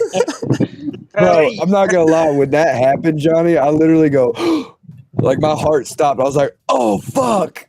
I had a plan But B then though. You saw the plan B. I seen it. I definitely was doing push-ups and stretching between rounds. 100% I was doing sets of 30. I was just trying to stay loose, man. I had to be like Gumby, you know? Yeah, I had I to mean, stay you loose. got to in that situation. Hey, Mm-hmm. we got For sure. Carlos in the chat now. Okay. Uh-oh. Oh, there it is. Uh-oh. The There's the mouth of the big South. man. The hater Hey navigator guys, himself. guys, he told me that he wanted us to be the stars of the show and that he didn't want to join us. So I don't know if we're gonna have to like chant him in, like Texas squeegee. Summon him Carlos. 3 times. Carlos, Carlos, Carlos, Carlos, Carlos, I'm gonna Carlos. send it. Look, I'm gonna Carlos. send it to him, and if he joins, he joins. If not, it is what it is. Hey, man, but homie's probably tired, bro. He's probably I know. exhausted. He probably. We never get tired. We only need 3 hours of sleep. That's Nah, it. he's Mexican, man. Those guys never get tired. That dude. What? Johnny's always fucking tired, bro. What are you talking about? Damn. He's got those Cain Velasquez genes, man. Those fourth and fifth championship rounds, man. No, man. No, I was gonna bring this up, man, but like, how many Yeah. of you guys met someone totally new? Someone that you guys, I think we I, all can raise I our hands. finally Yeah. met Tint God. Yeah, I dude. finally met him after so many years of I'm following that trying. dude on I'm social trying to media. I get was him like, on the man, show. I'm trying to oh, get him on the show, bro. he'll do it for sure. He'll do it. Dude, mine honestly was Tense by Rico in the chat, bro. I've been Yeah, seeing dude, him. Rico. He comments on For sure. all the stuff sometimes, and then seeing Yeah. him, meeting him in person, I was like, brother, He is the I was exact same. not. Yeah, I was like, hey, You is it wasn't right ready, here? was you? I was not ready, bro. I Not wasn't ready. either, bro. Trust me. But I was like, dude, this is exactly who I thought he was. I was like, he is exactly what I pictured him being like in person. Yeah, Like, he's a cool ass dude, bro. Like he worked He is. hard. He said he was a little nervous and all that shit, but he showed up and he got sponsored by Rewired and he went in there and he fucking did his window and he did Flag Glass too. So, you know, big ups to Rico for getting down there and fucking doing his thing too, man. He's a cool dude, man. He's a little high energy for sure. A little high energy for sure. Very. Man. really He's is. like a Jack Russell Terrier, bro. Oh my god, bro. Oh, it's great. It's great. You got to bring him out for walks every 5 minutes. Come on, Rico. Honestly, my favorite person that I'd never met before was this little kid that was sitting up in the stands with his dad, Omar, or Oscar. I'm pretty sure it's Oscar Guzman. I don't know if that's Joe's like family or what, but Joe Flaglass, his kid. yeah, the little kid, dude. Like he was just out of nowhere, just starts yelling, "Shady, Shady," and I was like, I love that. I turned back and I was like, "Fuck yeah, little man!" I was like, "You're fucking awesome, bro." And his dad just sitting there cheesing. Like that was probably one of my favorite moments of the whole competition, or There definitely the seemed whole to be a event. lot more families and Yeah. kids and parents and Yep. I know Chris Garcia's parents were there. Flat Glass Joe's parents were there. I didn't expect that. It's Yeah. a beautiful thing, man. You know, compared To to other see- compared to other Right. corporate. You know, I've been to a lot of other shows. Compared to other corporate dealer conferences, and you don't really see that. And I think definitely this show definitely brought that element out, and I loved it. It was great. My sister came out too, so That's awesome. How'd she like it's it? awesome. She liked it a lot. That's good. She's like, I never thought that. I didn't think that you're a part of this stuff. I was like, Yeah. Yeah, it was crazy because I met because we came early and I met a guy at the cigar lounge and Oh, he Jamie. he was Hell asking yeah. me Thank you. why I was there and I was telling him and he was like, "There's tent competition," so I sent him the Yeah. link for Tinter Battles, and he was like, "Dude, send me the link to buy a ticket." He bought the ticket, he showed up, he hung out, and he was just amazed the entire No time. way. Yeah, Damn, Dude, that's awesome. badass. yeah. That's crazy. Dude, did you Honestly, get his name? Yeah, I got his number. He's actually going to fly to South Carolina before the end of the year to hang out and just Fuck see yeah. how I run things in the shop. And he's actually talking about he wants to open a shop out there in one of the little suburbs of LA and wants me to come out there and do the training for whoever he hires to do the installs. Beautiful. That's Dude, you see, awesome, look, man. look at that right That's there. How networking at can you its ever finest. that can never be done at any No. other Ever. trade show. I'm No. sorry, No. it can't happen. That's the No. difference between Tinter Battles and this is Tinter Battles. I love Yeah, that dude. crap.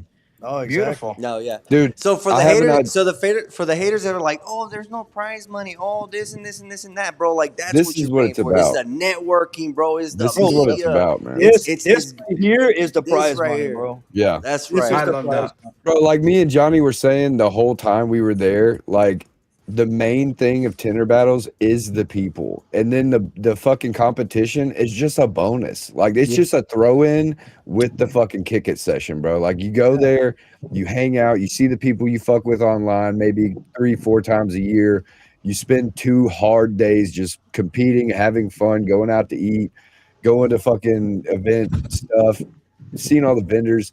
And then it's like, oh yeah, there's also a competition going on while you're doing all of this other stuff, right? Basically. Like it's just a different, it's just like it doesn't feel real when you come home. You're like, did I just go through a fucking fever dream? Like I literally always wake up the next day from getting home being like, what the fuck happened? And then I keep seeing videos come out and all these things. Oh, I'm like, yeah. oh yeah, this. Oh yeah, that happened too. I forgot that this. I remember meeting that dude. Like that booth was cool. You know, all the shit starts coming back. Like you had a fucking like a fever dream, dude. Like you hallucinated the whole thing. But then everybody's talking about it. You're like, oh yeah, that's right. Everybody was fucking there. Like everybody, I felt like was at this one, dude. Like this one had the most amount from us interacting that I've ever seen. I think Bro, the tell next me one needs why- to be another day, so like a total of 3 days. What do you think of that? Yes, 100%. I was literally just telling people at work earlier. I was like, man, it just the weekend goes by so fast that you know I had to go back to work the next day, and I got emails to send out. I all have this something stuff. So it's for like, y'all. man, I wish I'd have been there on Thursday just to have that one extra day to Okay. kind of like Right. chill out. For sure. Like I think 2 days is perfect. I think the third day we should like get together and play like kick it. softball or something. Like Yeah, just something stupid. Coming Something to crazy. the Set up- Go ride jet skis. we you know? have the one, That's the right. only, Texas the squeegee. tinted one, Oh, the Texas squeegee. Yeah. Dude, you guys summoned me. I'm not in gear, so. I hear the Mexican national anthem right now. I love it. Oh man. There's What's an up, guys? echo. What's up, brother? Actually, another person that I just met this weekend, Johnny Blaze. That's true. That's right. First time meeting. This dude thought I was Mexican for you. Is there an echo for anybody else or just me? Yes. Yeah, there's an echo. I don't Yeah, know. there's an echo. Right when the speech came in. Oh no. I'm gonna Get jump your off, echo. guys. I gotta get my kids to bed. I'll see you guys All right, Marco. next week. See you. All right. Vex are gone. Yeah, man, you guys are having a great show. I figured I was gonna hop in for a couple minutes and then join on some of the fun. Shady, your show is always awesome, dude. I love watching them. They make me laugh. It's me and Johnny's show now. He's back. Oh, that's Just like true, you said. Johnny. Getting in on that entertainment.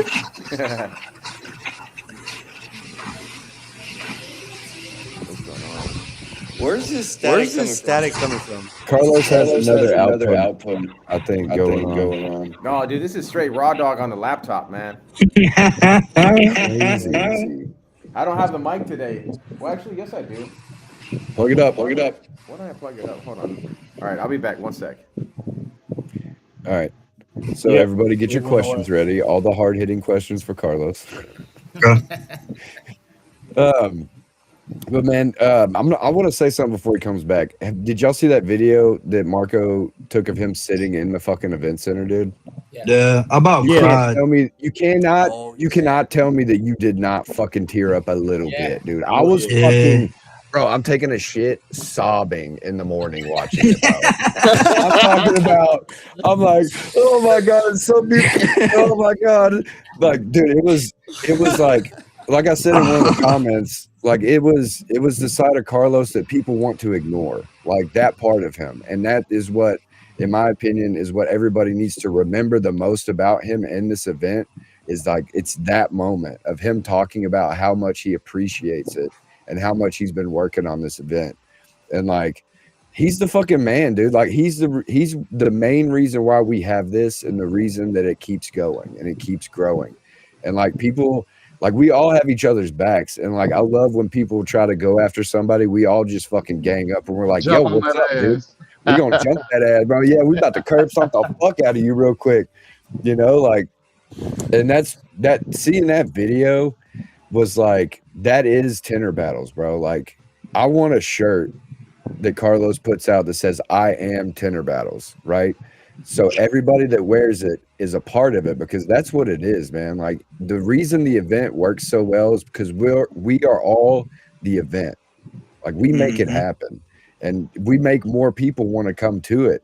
And we make people that are afraid of it run away. You know what I'm saying? Like we are Tinter Battles, you know, like just like we are film, but like I am Tinter Battles because as an individual, you are part of the show. Like you're there, you're a part of it, regardless if you think you're a big part or a small part. Yeah, And listen, I'm gonna tell you No, for something sure, for about sure. Carlos.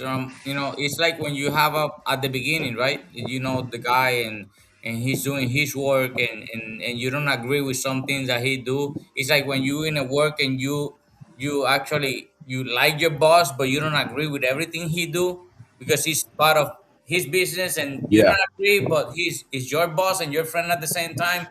But it came to a point when I was in the PPF Hexes competition like the last one that we did, he show up alone. Like I said, what the fuck you doing here? I came to see you, blah blah, and it was more intimate when we start talking to him. yeah, Everything because it was like small group of people, and hmm and then I click and I said, okay, so I don't agree with everything he do because but it's business. But the guy himself, like Carlos Olazaba, I get yeah, to like talk to him like nobody behind him, no cameras, no nothing. And then I start appreciating, you know, yeah, the person that he is, you know. yeah. And You corner him and I you can get a say right good, now, before, of course, I'm not gonna agree in everything he do because it's business, you know. But right. as soon as you start knowing the guy and you can separate business from the person, you Yeah, understand why he do some things that you don't agree with. But you gotta yeah, go with the flow and do it and put a show and move on. You know yep. that's what I have to say about him. You know. Yeah, he's a good man. Like he deep down, he's a really good dude. Hmm. And like people just don't take the time sometimes to figure people out or get to know them because they don't like those Hmm. certain things that they don't agree with. And like being at the event, yeah, it's freaking crazy. And like him at the event, I tell people this too. I'm like, you got to catch him before or after the show, never in the middle because he's in mode. Like he's in Of the course, mode, yes. dude. Yeah, he's Like got like 50,000 things going on at the show. exactly. Like it's like you're at the shop and you're running your business and like people trying to talk to you like, "Hey man, I'm fucking busy." You know, like And Carla, his wife, you know, it's business, brother. If you in the middle, if she's in the middle of something and you bump to her, you're gonna bump to her. That's it. It's business. After that, that's it. It's yeah. fine, you know. But it Bro, is she like was that. furious. She's a She was just backbone in the of him, you little know. uh. She's the one that is behind him all the time. So Yeah, man. She does a lot of the running and gunning and getting things done, man. Her and Pete, I saw them running around doing shit. Yeah, you're good. And like I went up to her to ask her a question and I went And I know if you're busy, you don't have to answer me right now, but like, hey, what's up with the fucking bathrooms? You know, like, what are we gonna do? Like, my wife, I was like, people need to shit, dude. Like, what are we gonna do? And then Pete comes up, he's like, hey, Shady, they're good. And I'm like, hey, everybody, you can go take a shit now. Like, because it was immediately after the tacos, too, bro. I was like, oh my God. I was like, damn. Hey, you want to hear something crazy, bro? Talking about taking a shit, right? So you ever heard of the burnt toast theory? You ever heard of that? Like No. so it's basically like if you burn your toast in the morning, don't get frustrated, make another piece of toast because you burning that toast could have stopped you from getting in an accident. Like it just all works out, right? Yeah. So I was in the bathroom and I had never met Mauricio or whatever, the guy who won the heat shrink battles. And this was Sunday. So we're in the bathroom and I'm sitting there waiting. There was two guys in there doing their thing. And I was like, bro, I gotta go. And he's like, yeah, dude, me too. I'm about to go on myself. Bro, if I wouldn't have let him go first, I probably would have made him do it on himself and he never would have won the championship. Like that's how why crazy did you let the him world do is. that? Bro, because I didn't know who he was. I never met him before. And then after I seen him, I was like, man, I could have ruined that whole guy's day. He just went home. He's like, yeah, fuck this. I'm not staying here. Yeah, exactly. But that goes to show like what Ferdinand was saying, like that 1% of luck. Yeah. That's You know what I it. mean? Like That's that it was right it. there. That's a good Sometimes it's not example. even on the comp floor, bro. No. Like it's just that you get lucky with the draw of who you get to go against. Like Shanji didn't have a good day that day type shit with me with the one door. Like I was lucky in that, I think. You know, things like that. Like all the small things that maybe you overlook in everyday life or whatever that they happen at these events. You're like, holy shit, like if this wouldn't have happened, like if Fernan wouldn't have helped me with my install and gave me some tips, right? Like maybe I wouldn't have gotten my window scored and Sean would have, you know, something like that, right? Yeah. But anyways, we're gonna go back to Carlos since he's back. I don't know if you heard anything we had said earlier, but we love you, dude. Thank you so much for putting on this event, man. That video you made was fucking inspiring and tear jerking, dude. Like that sound always gets me anyways.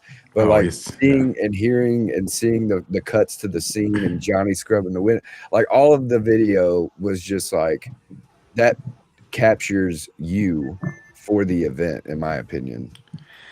I appreciate it, man. Like that, the Monday, the days after, it's like the oddest. I don't know, it's the weirdest thing, but in the best way. Like there's this mellowness and this like just calmness and peace to everything.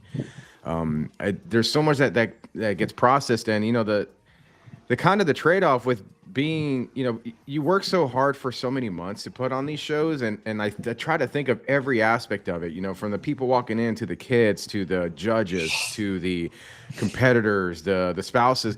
I try to think of every perspective and, you know, every perspective to try to create an experience for everyone. And then you get to the show and then it's like, guess what, dude, you're also the main character and you're the energy of the program. So everything is just tunnel vision.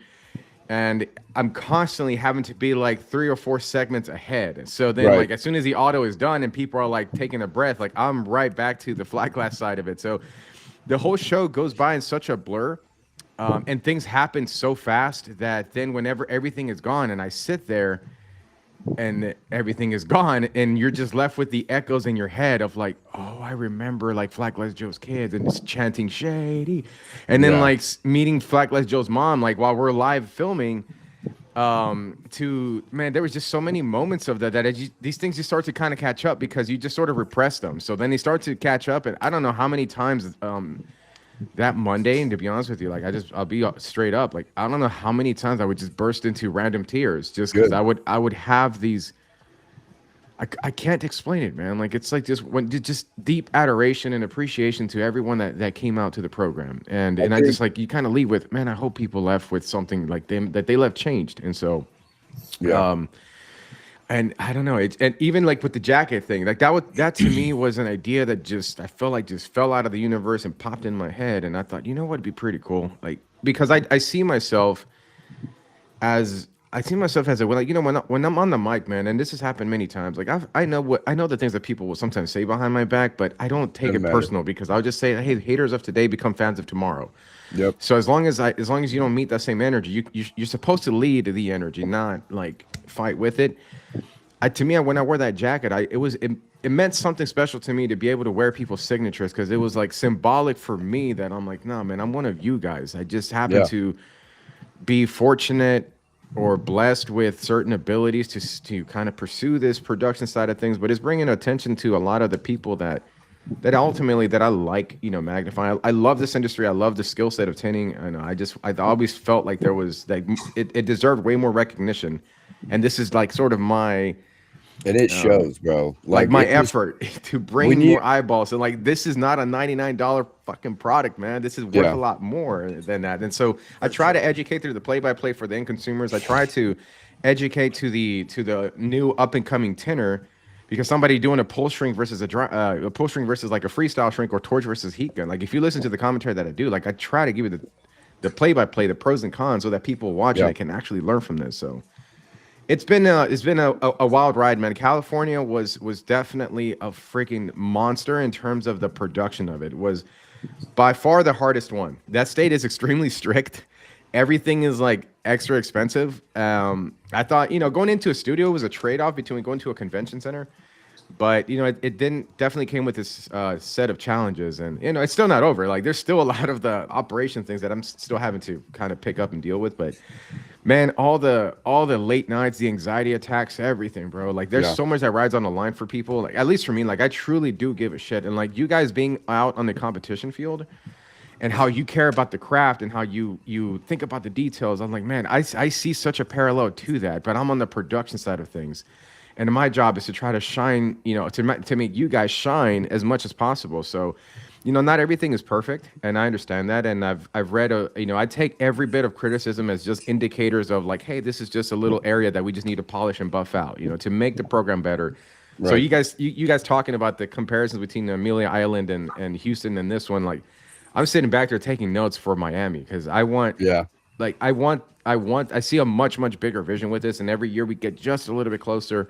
And sometimes it's a little. I think it's it's a leap. I think California was a leap for us because we dealt with probably 600 people that came through, man. And in Houston, it That's was somewhere around like crazy, bro. 275. That's That's crazy. insane. That's bananas. Where the fuck is ESPN, bro? We need ESPN in the building. Tag them in the Yeah. comments. Yeah, like No, there's so much with it, bro. Like the attendance of it was insane. So then you have to think about, okay, how do you move that much people through?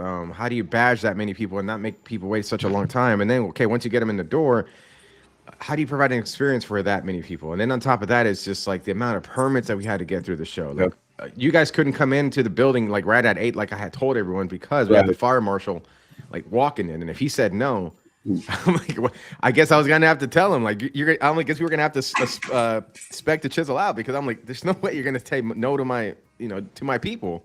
How But was thankfully that it worked feeling out. waiting for that okay that morning? I Bro, bet if that we were shit gonna was let him have it, fucking- bro, we were gonna probably wrap him up and saran Hell wrap yeah, him. No, we would we have stormed Oh, the gate, dude. Yeah, no, I will say this: there's some things that really like. There were some dumpster fires, man. The things that really went sideways. But my staff that's close to me that go through me with these shows, can't explain it, man. I'm not super religious, but there's definitely something out there in the universe that is just looking out for whatever this thing is turning into, because Love, baby. every like roadblock Love, just bro. opened up a different path that actually ended up being better. Like we had Teslas lined up, but the rental company that we originally had did not bring them all the same. So we had to literally scram, and I pulled my core staff like for an entire day, or I mean like half a day, to essentially go pick up 12 Teslas. And I had so much help, like Cash and Thomas and so many of the drivers that came out to pull through. But I don't know if you guys remember when we put the show together, there was one row of black Teslas and one row of white Teslas. Like, that was Yeah. not intentional. It was That's just so cool. that would not have happened had the original company didn't drop the ball. They just Yeah. ended up like, Burnt damn, toast. that actually worked out. Burnt toast theory. Yeah. See what I'm saying? Dude, Telling you. Okay, so the thing you're talking about, bro, is love. Because the more love that you poured into this show, dude, the better this show has gotten. And like Yeah. everybody is feeding off of that and showing the reciprocating love back to this event and to the industry 2 times over, in my opinion. Because the more people that want to go, the more other people want to go, and so on and so forth, or whatever. And then same with competitors too. Like we love competing. So when other people see that we love that shit and they're like, I want to beat that person who loves to compete. And then they want to compete. And then they're like, Yeah. I love this shit too. I'm doing this forever. And then it just turns into a big snowball effect, right? And then we're all just caught up in this big mass that is Tinter Battles. And I don't know if you heard this earlier, but you definitely need to get some shirts, in my opinion, say I am Tinter Battles, because that shit means, like, that's what it means. Like every person a part of the show, in the audience, that's competing, that's watching at home, that criticizes it, you're still a part of Tinter Battles, even if you hate it. Yeah. Because you're a hater of Tinter Battles, bro. Like, You know, so I've seen. I mean, I've dealt. And this is not funny because I told Marco the other day I call myself the hater navigator just because like it's the amount of like some of the stuff that I had to navigate through. But you just have to bite your tongue long enough for people to eventually get it. Because like if somebody has an opinion, you know, most of the time when people don't understand something, they usually attack it. And so you gotta, like, at least on this side, I try to have the patience and the understanding or self-awareness that hey, if you attack back, that means they'll never get on board because they'll just always remember what you told them. yeah. You know, Ricky Miller was one of those guys. He's like an example of that always comes to mind. He was one of those guys in the very beginning. He was talking not very positively of it, and now he's such a fan of I call it the sport, but he's such a fan of it, man. It's like, and if I would have started this before with with Ricky, he would have, you know, it just wouldn't have worked out. So. Yeah. There's so many stories, dude. I love seeing the growth in people, and that's one thing I was telling Letha. Johnny knows this about me, but I'm a plant nerd. I love taking care of plants, but it's just I just love surrounding myself with growth. You know, I like kind of finding those little wisdoms that help you in the moments that like, oh, okay, that's gonna make this better. That's gonna improve this. And so I think about like Shady. I think about your story, and you know, I still remember you in the first Tinter Battles, and every single event, you just constantly grow. And then I'll think about Fernando and his first Tinter Battles or first competition period, and then seeing how he's dominated. A fucking monster. Yeah, he's just dominated. Like, he's become my favorite competitor. Yeah, and I can pick favorites, even though it's okay, whatever. Like I set up Tinter Battles, but when it comes down to the competitions themselves, man, like they're as real as it get. The judges this year, I think, were incredible. Sal. I was so happy to have Sal on board because he's been a person that I've been a fan of, like, from a distance. I loved his energy, and I actually want to know more about Sal and the music that he has. But him being there and the stuff that I would hear about him and how he was as strict as it gets, but he's a stand-up guy. Like, that's the kind of people you look for to put in those positions, because you know, some of them have said like, oh, you got to remove the judges and get them out of the events, and I'm like, it doesn't work for a show like ours, because nobody would want to do the job if you have to miss the program. They don't want to miss the action. Yeah, and so I just always think of it as like, look, if you have a transparent judging system, and I know we will get it better, but if you have a transparent judging system and you put the right people in place, there's no need to cover their eyes, because to me, like, to put them away somewhere. And this is not a shot at anybody. This is just like, if I felt like I had to do that for somebody, it's because I don't trust you. If I have to lock you away because you can't watch, you know, something, I just would rather just rely on, I'd rather, like, you know, it's part of the experience for them being there. And plus the judges also help with like questions or being able to just, you know, guide people there. So, and they're definitely not biased. I'll tell you that. They are fucking as strict as they come, man. Oh, 100% they ain't biased. Because Brent is a fucking hell of a judge too. Him, Roberta, Jeff, the Welch of Knowledge, as you call him, which I fucking love that name, dude. It's one of my favorites you've ever come up with, dude. Dope. Like, I would have never thought of that shit, dude. Like, first thing I thought when I met him was grape juice. You know what I'm saying? But now it's like the Welch of Knowledge is the best. But you can see as they're discussing it how serious they are about their judgments. Like, it's not just like they look at it, do some shit, and then they walk away. They're like pointing, talking, you know, going back and forth about it, and then they'll come up with their final decision, and then, you know, they'll work around each other and then come back to a window if they're questioning something because of this other one. And like to see how they operated too in like a professional manner when it comes to judging, that's what I like about it too. Because like you were saying, it's not that they, when they watch, they're trying to pick who they want to win. They're just watching to experience the event, you know. And they're then just when you being see there. them, Yeah, seeing them judge, they're just like they're part of the locked show. in. You know, Yeah. they're I'm part of the watching- show. And go ahead. watching to see who's fucking up so bad I don't have to judge it. Holy shit!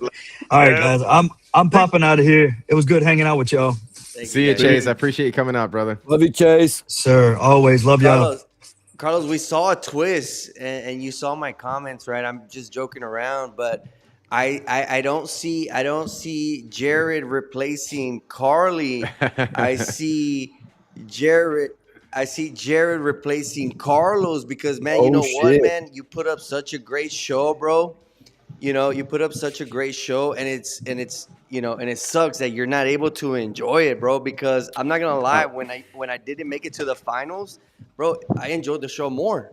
Of course, like it was like me being like, hell yeah, like now I get to chill. You know, I don't have to be like so stressed out and waiting. Now I get to enjoy the show. I can only imagine, like, man, you're just behind the mic. I heard your voice crack a couple of times, and I'm like, man, his voice is leaving, and we haven't even gotten to the flat glass battles yet, man. No, you know. So Yeah. you know, And I got a little bit of behind the scenes, man. And with the, I want to see Jared more. Jared? on the So I'm trying to get him on the show, dude.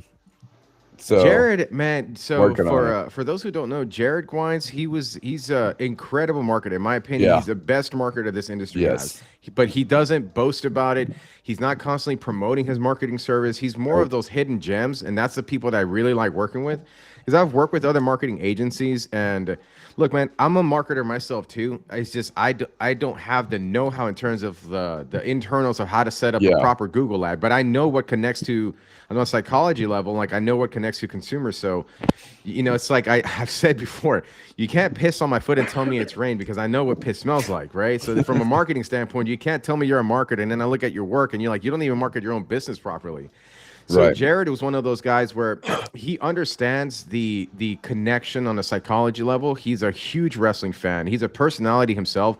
For years, I've always wanted him to come out to an event, but it just for whatever reason, it's just the timing wasn't right.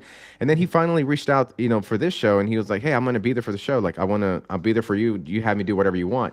Internally, I was like, "Fuck yeah!" Like the fan in me was just like, "Oh, this is gonna be fun." Hell and then yeah. when I saw him get to the event, like I'm a fan of the product that we create. I really am. And I always try to make it a little bit better because I look at the on-screen presence. I've been a fan of like the character that's sort of kind of grown into with the shades and the jackets and all that stuff. And so when Jared jumped in the mix, and then I see him coming up with the blazer and the glasses and, had the his swag, crazy dude. commentary. And there was a moment when I looked up at the Jumbotron and I see me, him, and Carly.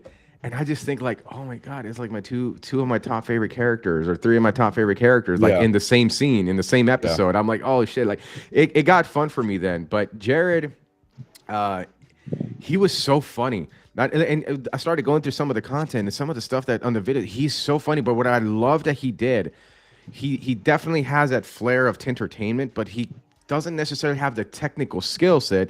He understands like tinting and PPF on a marketing basis.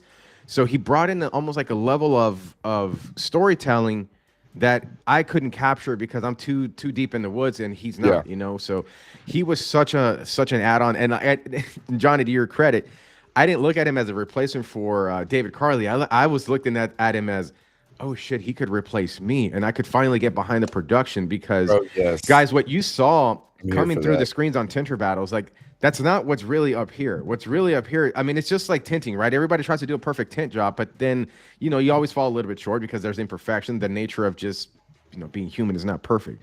Right. But now I feel like if I can get behind the scenes, I would be able to better direct the program to then like some of the suggestions that you guys made, like we should have crowd mics. because that needs to come across. The energy from the crowd this year was unlike anything that It we was had done before. crazy loud, dude. It was the loudest. Like in that big building with that, the sound was just echoing everywhere too, and it just made it seem like they were right up on you, dude. Like it was wild.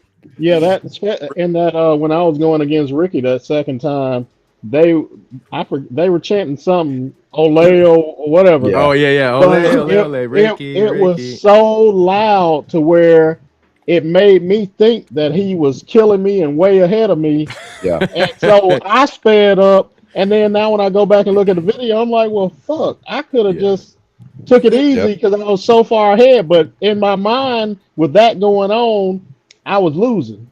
Does Yeah. anybody else not look over when you're doing the heat shrink battles, like I at don't all? look over. No. I don't either. I don't Oh either. And really? so whenever y'all say Interesting. something like, "Oh, she's closing the gap," you were talking about Alicia. Whenever I was going against her in the semifinals, and I went back and watched it, I was like, "She wasn't closing no damn gap." I was like, "This motherfucker was lying." I was like, "He was saying that shit to make me go faster." But um, with the whole Jared gonna replace you thing or whatever, I have a question about the other 10-star Bob. What happened with? I thought he was supposed to do a little commentary. I'd never asked him personally. I figured I'd ask you. I mean, you know, with the show that I'm telling you, man, this show was so much bigger. Like it just scaled upwards in massive proportions. That there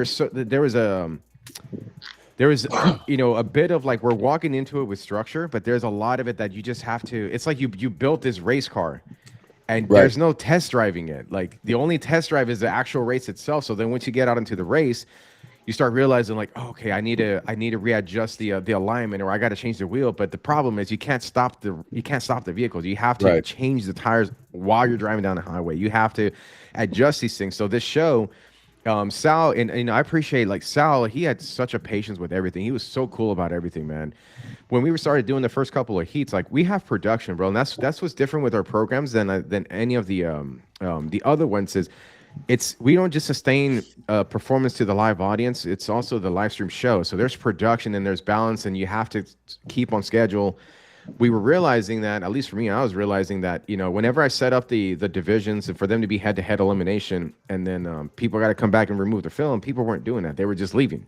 So then you were like, I would call the names. I'm like, hey, you got to come back and remove your film. And people just weren't doing it. So it started really far behind. And I just brought the idea up to Sal and the auto guys. And I said, hey, what if we just give the new team or the new roster coming in, just give them extra time so that they can clean out their windows, they can prep them all, whatever they want to do.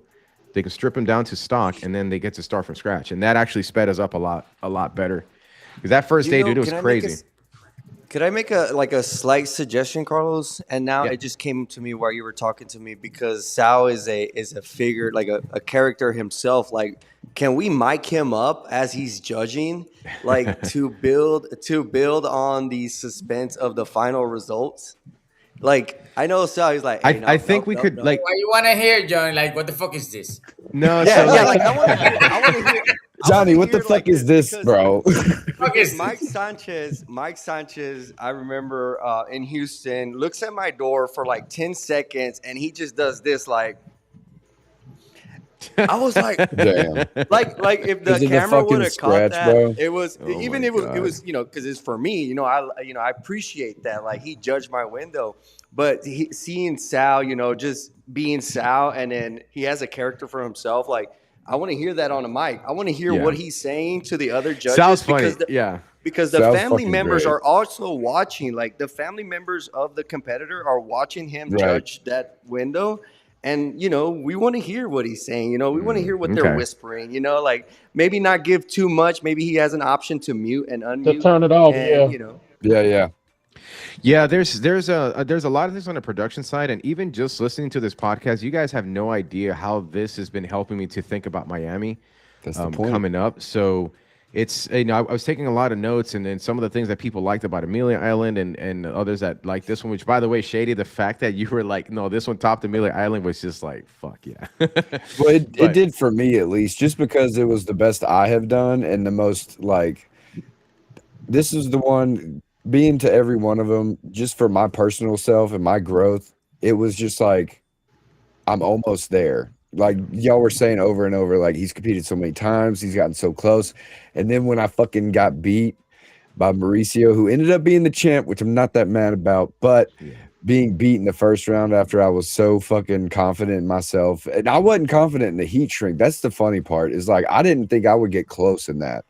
And like for me to put up a good time in the prelims and then to beat Alicia in the semifinals, I was like, maybe I got a somewhat of a shot. I was like, if any time it's going to be this one, because, you know, like a couple people that are usually there weren't there. And I was like, this is really the only chance I'm probably going to have in a minute, you know? And then finding out my heat gun was turned down, like that really kicked me in the nuts. And like, and then I'm like, okay, I'm still close, like fucking, but it like the feeling I was having at this event maybe sways my judgment on the you know, lovingness of this one over the other ones.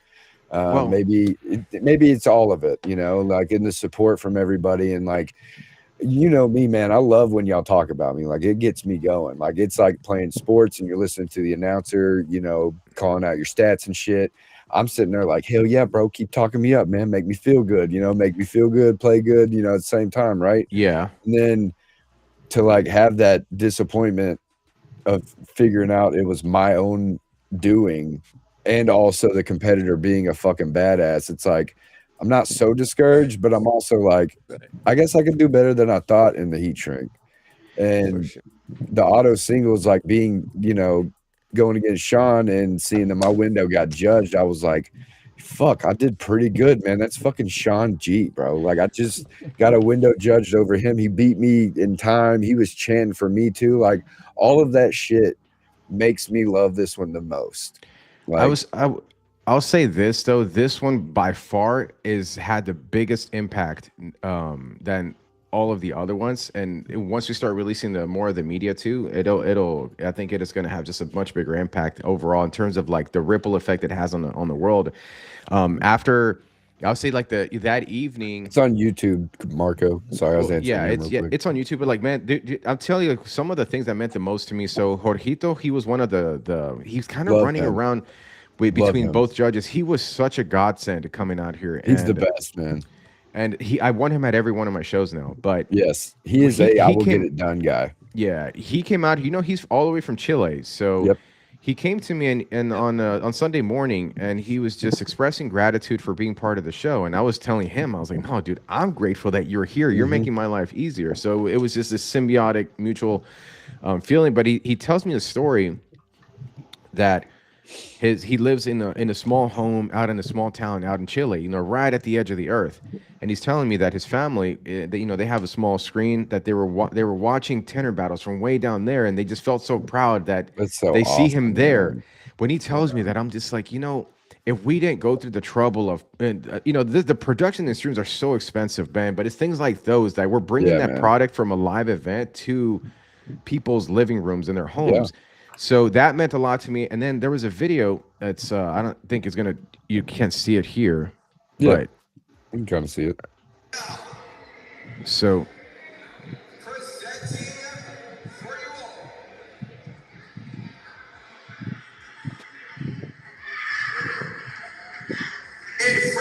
place, and who are the champion of the world of wrestling?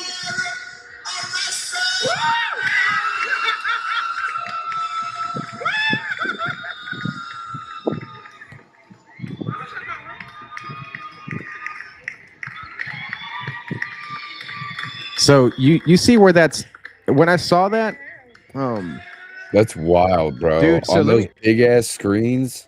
Yeah, bro. so Did like, they have a whole venue for him? Yes, that's what I'm trying to that's what I'm trying to say, man. Like, I saw that on Sunday night. Dope. It must have been like 2-3 in the morning because I was up just trying to reshare stuff on the Instagram because, you know, it's after 24 hours it's gone, you know, so I'm trying to get everybody to like share it up on the stories. When I saw that, I started paying attention to it. And I'm like, wait a minute, like I see like streamers coming from the top and stuff like that, and then I reached out to them and I was like, hey, where was this at? They rented a wedding venue to watch this as like a family. Wow. And I just remember thinking, awesome, man. I was like, dude, when you're on screen and you're putting on you just don't know who's watching on the other side. Exactly. So when you can to That's be amazing. able to capture the energy of the event, put it into a digital format, bring it to people's, like, whether it's living rooms or spaces. That's why I got so emotional, because I'm like, dude, you don't know how much it means to people like that who now, like Alexis Vargas, he's coming back home a freaking hero because they Yeah, saw man. him on screen. And keep in mind, we just came from the FIFA like World Cup, Yeah. and going to the bars and seeing the people wearing the shirts of their countries and being so proud of their team. Well, it's like capturing a microcosm of that, but in the tinting world for the tinter. I love That to me, like, I don't have any words for it, man. That's the part that just makes it every struggle, tear shed, Make it all worth it. endless night, man. I Hell would never yeah, it trade makes it that. I would worth never it. trade that for moments like these, ever. Like, never. I'll do it all over again, and I'll go through the stress of doing this all over Yeah. again to be able to give that moment or that experience for others. Nah, That's man, you're awesome. awesome, bro. You're awesome, man. Yeah, man. I have a question. For How sure. can we get the guys that didn't make the finals to come back and cheer their brothers on that are in the finals? I've got some ideas on that, because I definitely noticed a difference in attendance between Saturday and Sunday, and so it's there's a couple solutions that I want to go about it, in terms of creative and the program itself, and maybe having some different attraction points of why you would want to come on a Sunday. So yeah, I'm open to suggestions on it. Honestly, I really would like to be able to keep and retain more of the people there. I'd like to know why some of them didn't come back too. So Yeah. If they But were like me, Every they were car in booty an hurt, hour bro. and We'd 5 left. minutes. Hey, we were walking out as Mauricio was beating Ricky for the second time, and we were like, all right, we're gonna go to the Comedy Store and laugh off our fucking ass whoopings that we got again. And dude, when I say that we laughed for fucking 3 hours straight, we fucking laughed for 3 hours straight, dog. yeah. Like, if you ever go back to LA, go to the Comedy Store. It's so fucking dope. It's so fucking dope. It was fun. One of the things that I definitely wanted to address was like this heat shrink battle situation with the division, because like, and it's Sean G's Sean, I think I saw you explain it multiple times, and you were right. And to be honest, I'll be vulnerable in the answer when I say the LA show blew up a lot bigger than I was anticipating. Like, I thought originally the original concept was to be a regional, to just pull people from that area, but it's like whenever we get to promotions and all this stuff, like, I always give it my absolute best, and it just started to grow and grow. Heat Shrink Battles is one of those divisions that is just, it can fit anywhere, at any time, in any show, in any booth. So it's kind of tough to, like, for a Sean G to, hey man, I'm gonna have to ask you to come back to SEMA. I have to, like, I wish I had all the money in the world, because then I'd be flying Sean G over, and I'm like, bro, I got you a hotel, I got you a room, I'm gonna need you to come and defend, 4 times a year. But the nature of it, it's just like, we're not there yet. As much as I'd love to, I wish money wasn't the thing, because I would just be flying everybody in the jet. And I'm like, Fernan, you're Right. the freaking top contender in the entire industry. Like, you and Tanya are flying in a private jet with We'll get your there. face on it, wrapped on the side of the. We'll I'd love get to it. do stuff like that, but Yeah. there was a couple things with the heat shrink battles. One of them was like, why was Sean G put back in after he was, got beat out or disqualified? And I thought Houston was going to be like a one-time deal, because we went in Houston with odd numbers too, and we figured it out. And we had double disqualifications, and we figured that out. But then this one, we had another one. So we had 7. And at the time, there's no time to set up another heat shrink battle or heat shrink qualifier and just give it to somebody. So, because we're on production, we're super tight. So then, like, when I had a conversation with Heidi, and mainly with Heidi, and I said, hey, we have an oddball. We only have 7, and we need pairs. So 8 would make sense. And like based on, if we're going this by like a typical sport ranking right now, who technically would be the top contender Sean. outside of what happened in Yeah. LA? I was like, well, Sean, because he won Houston. So I said, would you be okay with if we put Sean, because it's a merit-based position that he earned. It's like it's his belt. Like in WWE, they have the money in the bank. Like if you win this match, you can cash Right. in that for a championship run, right? Yeah, or yeah. title shot. So I kind of looked at it as like, okay, there's a little bit of element to that, but at the same time, if people question it, like, that I could be comfortable with my answer and saying like, well, Sean G was a top guy. He won the heat shrink battles, so he made the most sense to kind of bring back and fill that role. Yeah, when you told all the other people in the finals, we were all just like, yeah, no shit. Like, why wouldn't you Yeah. fucking bring him back? Like, Honestly, if that was we if all that were was a like, yeah, decision made on the duh. fly, And then Ricky was like, fuck no. And I'm like, Ricky, shut up. But if that in was a Carlos's decision, Yeah. defense, he literally when y'all found out is when I found out. Yeah. So he I was, I mean, I'm happy it happened, but I'm like, well, fuck, Of if I had course. known that, I'd have had a better glove because I know this little thin ass glove. But Right. it is what it is. But Yeah. that's what I was trying to explain to that guy. When shit happens, they don't have a lot of time. They have to think on their feet and just make shit happen right now Yeah, because Yeah. shit they're on a happens. You got to time wipe, crunch. bro. Like, you got to well, yeah, hurry up that's and what I was clean gonna up say. that Like mess. that decision right there, like it made so much sense. Like, no one questioned it. Like, if someone is questioning, like, man, I don't know what to tell you. Yeah, But take it that up was with the like, boss, man. Write your I like how you congressman. guys were rolling with the punches, man. From the end product to the internal stuff, man. You guys put out a lot of fires, and I'm just happy what came out, man. It was awesome. Agreed. Yeah, same thing with I think the auto and the flat glass judging. There was, this was a different concept. The head-to-head elimination style. It was a different concept that we'd never done before. So we So had to work out those kinks. I have It a was question badass. that the people want to know. I like the aspect that you did too, because then it makes you want it more. Like when I was going against Sean, I was like, I have to beat him. Like Yeah. I don't have to do a good score. I have to beat him first, then get a good score, right? But the people want to know, Carlos, are you going to release the scores? Yeah. Bet. Yeah. So You hear that, everybody? Quit no, fucking so asking me. I don't know. no, the answer is yes, and then this is something that like I want Sal to know too. It's like I want to make.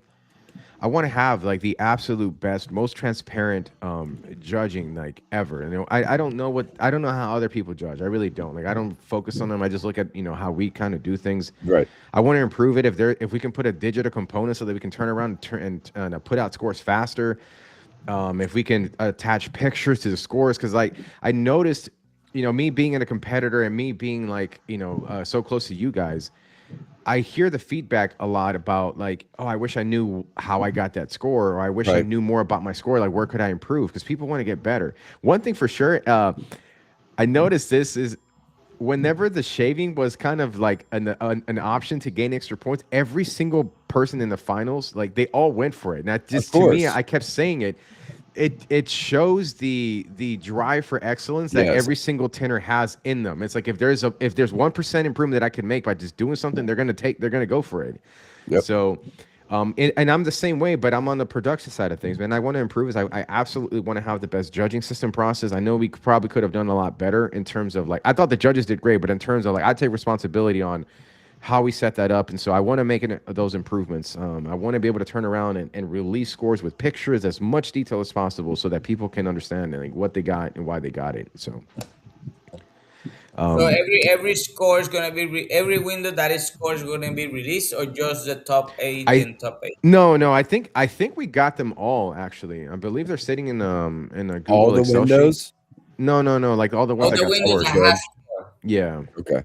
because I remember in automotive there was a list. How many windows actually got scored, and how many were just automatic DQs where they didn't even like look at the windows? Do you know that number? I honestly don't know. Okay. Because like just curious. when I do these shows, man, like I'm focused on Right, making yeah. sure that the ship is moving forward.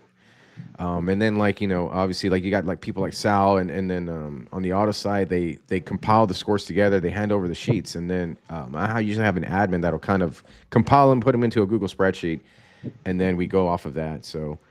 But yeah, I do intend on releasing them just as soon as we can get to it. But I'm telling you, Callie was such a monster, and even coming out of the show, like yeah, for It was so everybody the fun. show's over, but I'm like, no, I'm still dealing with vendors and contractors and follows. But it, like I said, man, it's absolutely worth it, and I would do it all over again. So.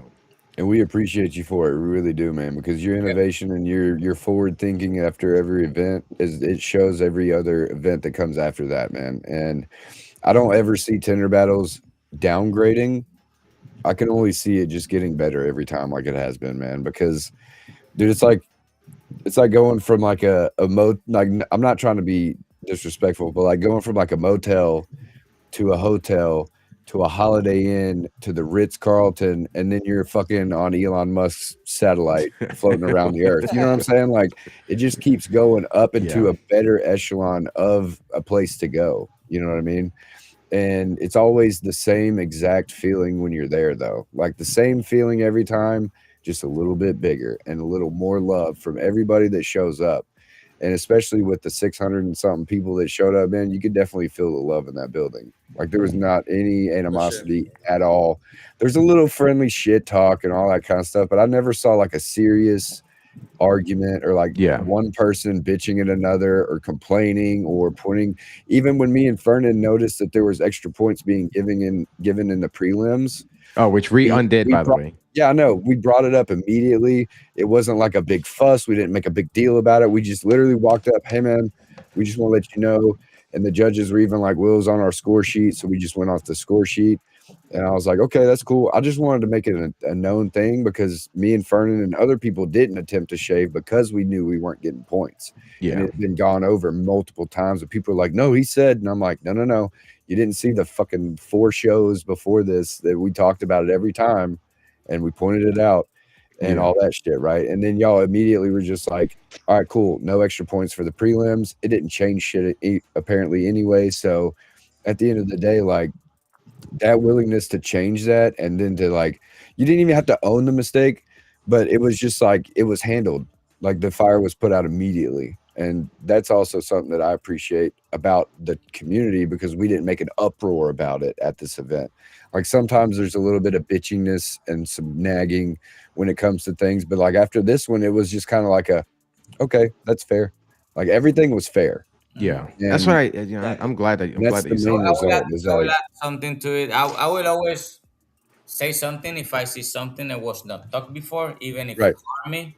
Other thing that I would say, I know you already know this, Carlos, because you already have experience, but don't put a show that you don't know that is gonna work. You always wanna go big because we noticed that you always gonna go big.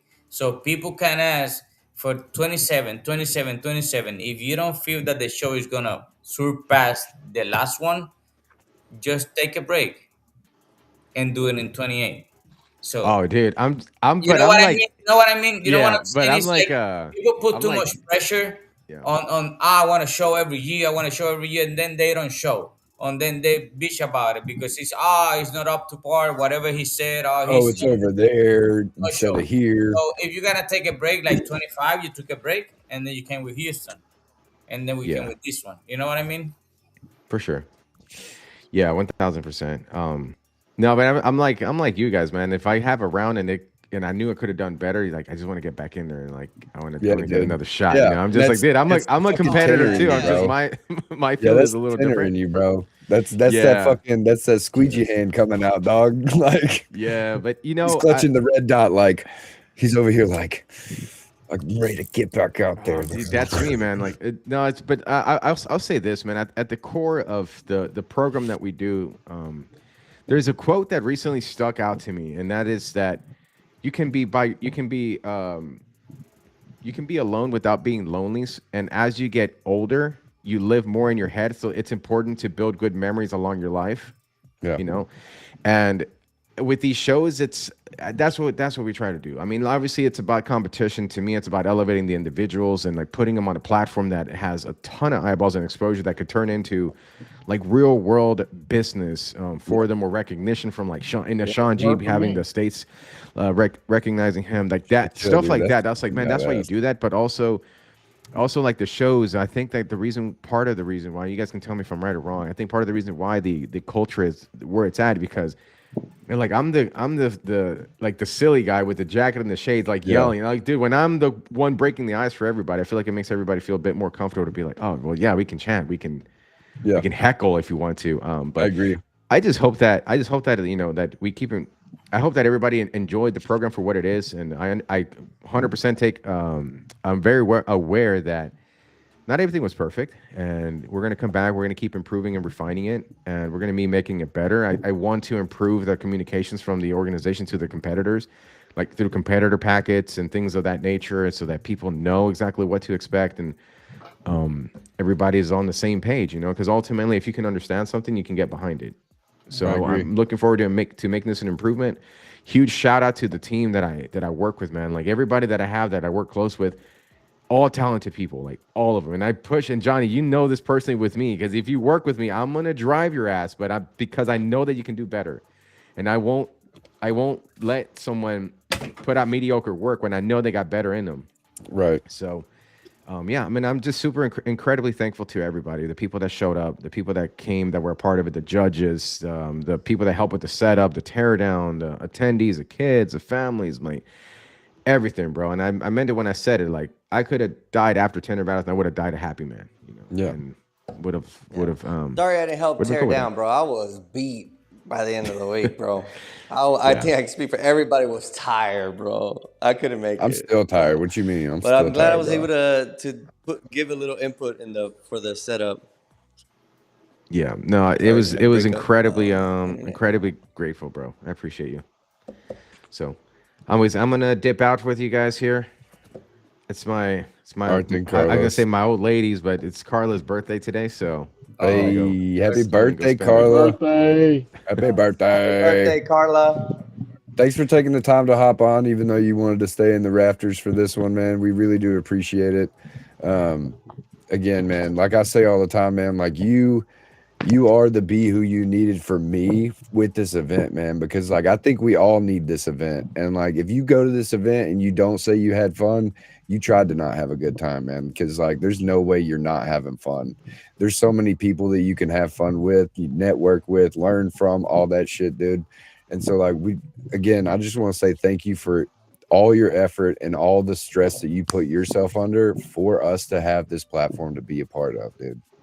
Oh well, Like, yeah, for real. it wouldn't be without you guys, man. It's a mutual thing, and then I'm trade. self-aware of it all. Like I'm self-aware fair of without trade. you guys, the show's not. It's just fancy lights and barricades and cars. You know, you guys bring the life to the show, and together we make magic. Thanks for joining us, dude. We really appreciate you. Thank you, brother. Carlos.